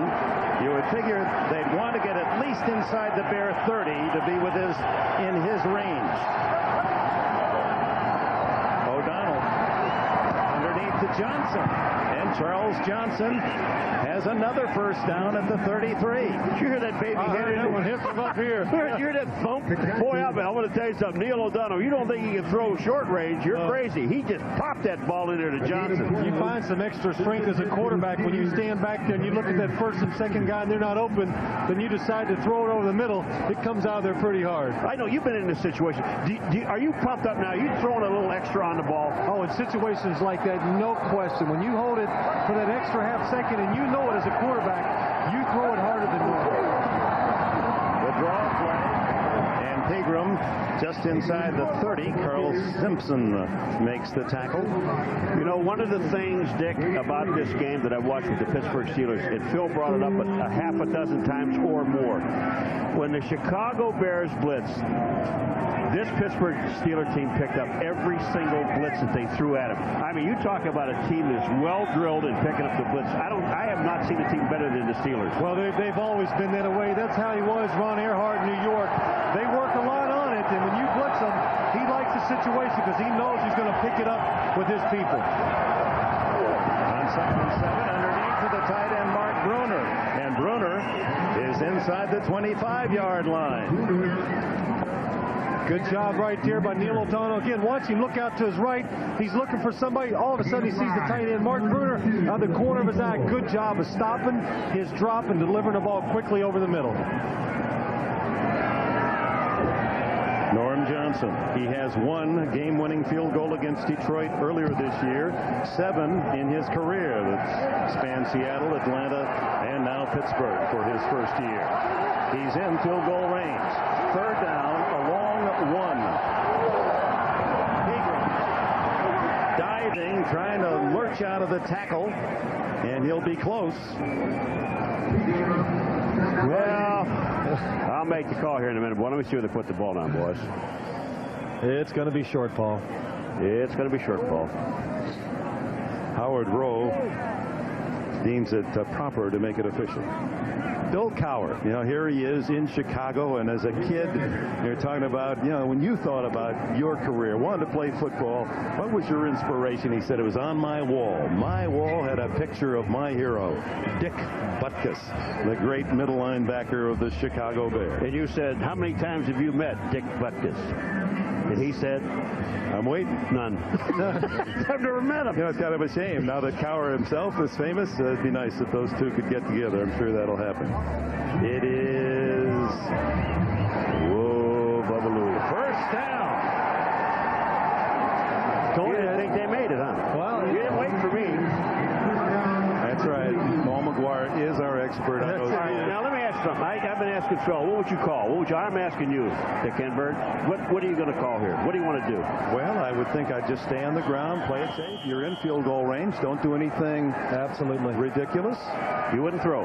No, I'll be right here. They're going to give him one more chance on the run, I would think. And if they do throw, it'd be on 2nd down. Pegram, the running back. Against the blitz. And Barry Minter wraps him up at the 20-yard line. Yep. Here comes John L. Williams in with the play from Bill Cowher. Now that you get 3 yards on first down, the Steelers are bringing in their lead blocker, John L. Williams, expecting Chicago to blitz, to have a run blitz on, give the running back a lead blocker, and try to pick up a few more yards. You know, with those two hash marks that close, and as close as they are in now, it doesn't make any difference whether you're in the middle of the field or not. I mean, you're really you don't have to play for that spot.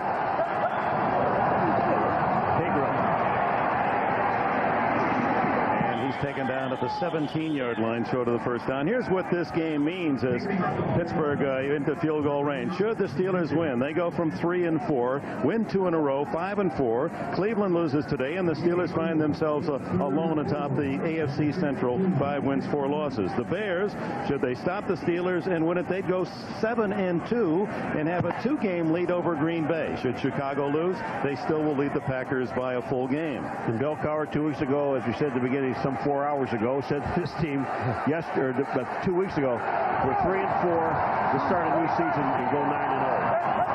3rd and 4. John L. Williams right up the middle for a first down at the 8-yard line. So they were looking for Pegram. The quick handoff to Williams up the middle. Kick the winning field goal. Immediately following the end of this overtime game, here's our lineup. We've adjusted it because the extended football action today. Be Mad About You, then Hope and Gloria, then the premiere of Made in America, Ted Danson and Whoopi Goldberg. A highly entertaining Sunday night on NBC, as has been this doubleheader football afternoon. They don't bring the field goal unit on. 1st and goal. Each handoff. You risk a possible fumble, and of course that's what the Bears are thinking. And here comes the field goal unit. They wanted apparently for the ball to be on the left hash. Johnson with an overtime winner earlier this year, or with a winning field goal against Detroit, and has 4 overtime wins, and this one not much more than an extra point. They'll spot it inside the 15. This will be 24 yards. Chicago should take a timeout before he kicks. Yeah, they can do that. Just make them think. Let them get a little cold. Well, they want to talk over, too, about how they're going to get home in time to see the rest of that NBC lineup. Yeah, you know, that'll give them a chance. Who's got the car? Who's going to lead the way? You know, we looked at this game at the beginning of the game, and we were talking about the Chicago Bears. They were moving the ball up and down the field, and so were the Pittsburgh Steelers. And the only thing that really stopped either one of the two teams was turnovers when they turned the ball over. They did not have. This has not been a great defensive football game. Well, after the game, we'll also bring you up to date on all the scores and highlights from Greg and Mike and Joe back in our NBC studios. San Francisco 49ers, do they miss Steve Young at all? Wow. Carolina wins 4 in a row, and Mike Ditka, of course, the man who took the Bears to their Super Bowl championship 10 seasons ago, will have his reaction to the game today. I mean, Steve Young or not, Carolina just doing a super job. Dom Capers, with that same style of blitzing we're seeing here today by the Steelers, just doing a wonderful job of an expansion team, catching everybody off guard, and they're having a hard time dealing with that. 4 in a row? 4 in a row. Well, you know, come on. Let's be honest, though, guys. These aren't normal expansion teams. I mean, they had a chance to go out and get a whole lot of players. Neil O'Donnell, his work is done. He wants to go home. Don't block it. Make it, Johnson. I've done my best. He's all by himself. Well, I tell you what, the people in Pittsburgh and everywhere appreciate this man a lot more. When he was out of the lineup, they were always behind, making turnovers, at a record pace. Since he's come back, they've settled the offense down. They're moving and scoring points, and today, again, really played outstanding. And he's not changed that positive attitude either, Phil. I mean, he's always had that. Soup is his nickname. Super, as he was the super baby, he said, the last of 9 in the O'Donnell clan. Kennedy is mother's maiden name, and now it's that old line. You battle it out for 60 minutes and an overtime, and then a man who doesn't get his uniform dirty comes in and tries to win it for you. From 24 yards.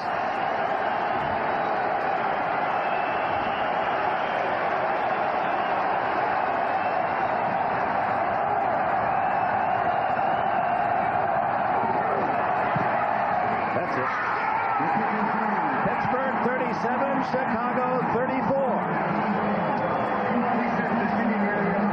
The Steelers jump to the lead in the AFC Central.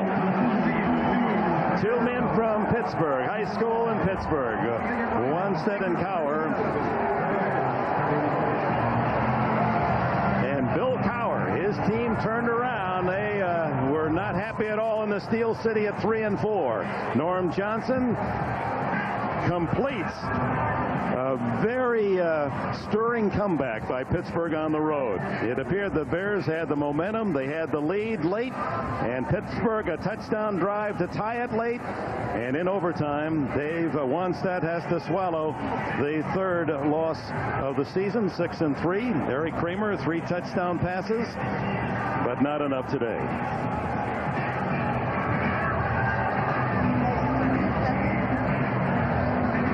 We started today talking about these 2 teams in first place, trying to stay there, improve their stake, looking ahead to the playoffs, and one suspects that we might indeed be seeing them in late December, early January. Once again, the final score in overtime, Pittsburgh 37, Chicago 34. For Paul McGuire and Phil Simms, I'm Dick Enberg. So long from Chicago. We'll be sending you to our NFL on NB studios for all the scores and highlights from today's games. Stay tuned.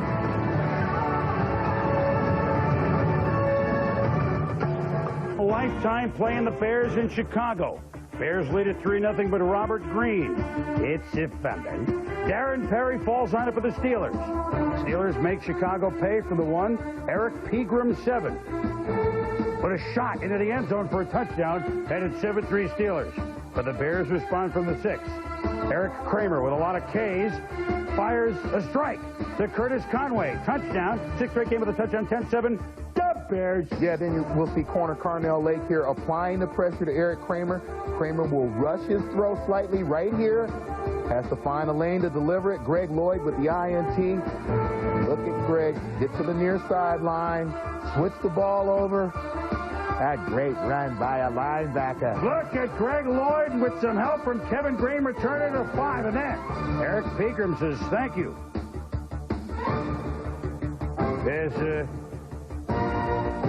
Then we got O'Donnell with the pass.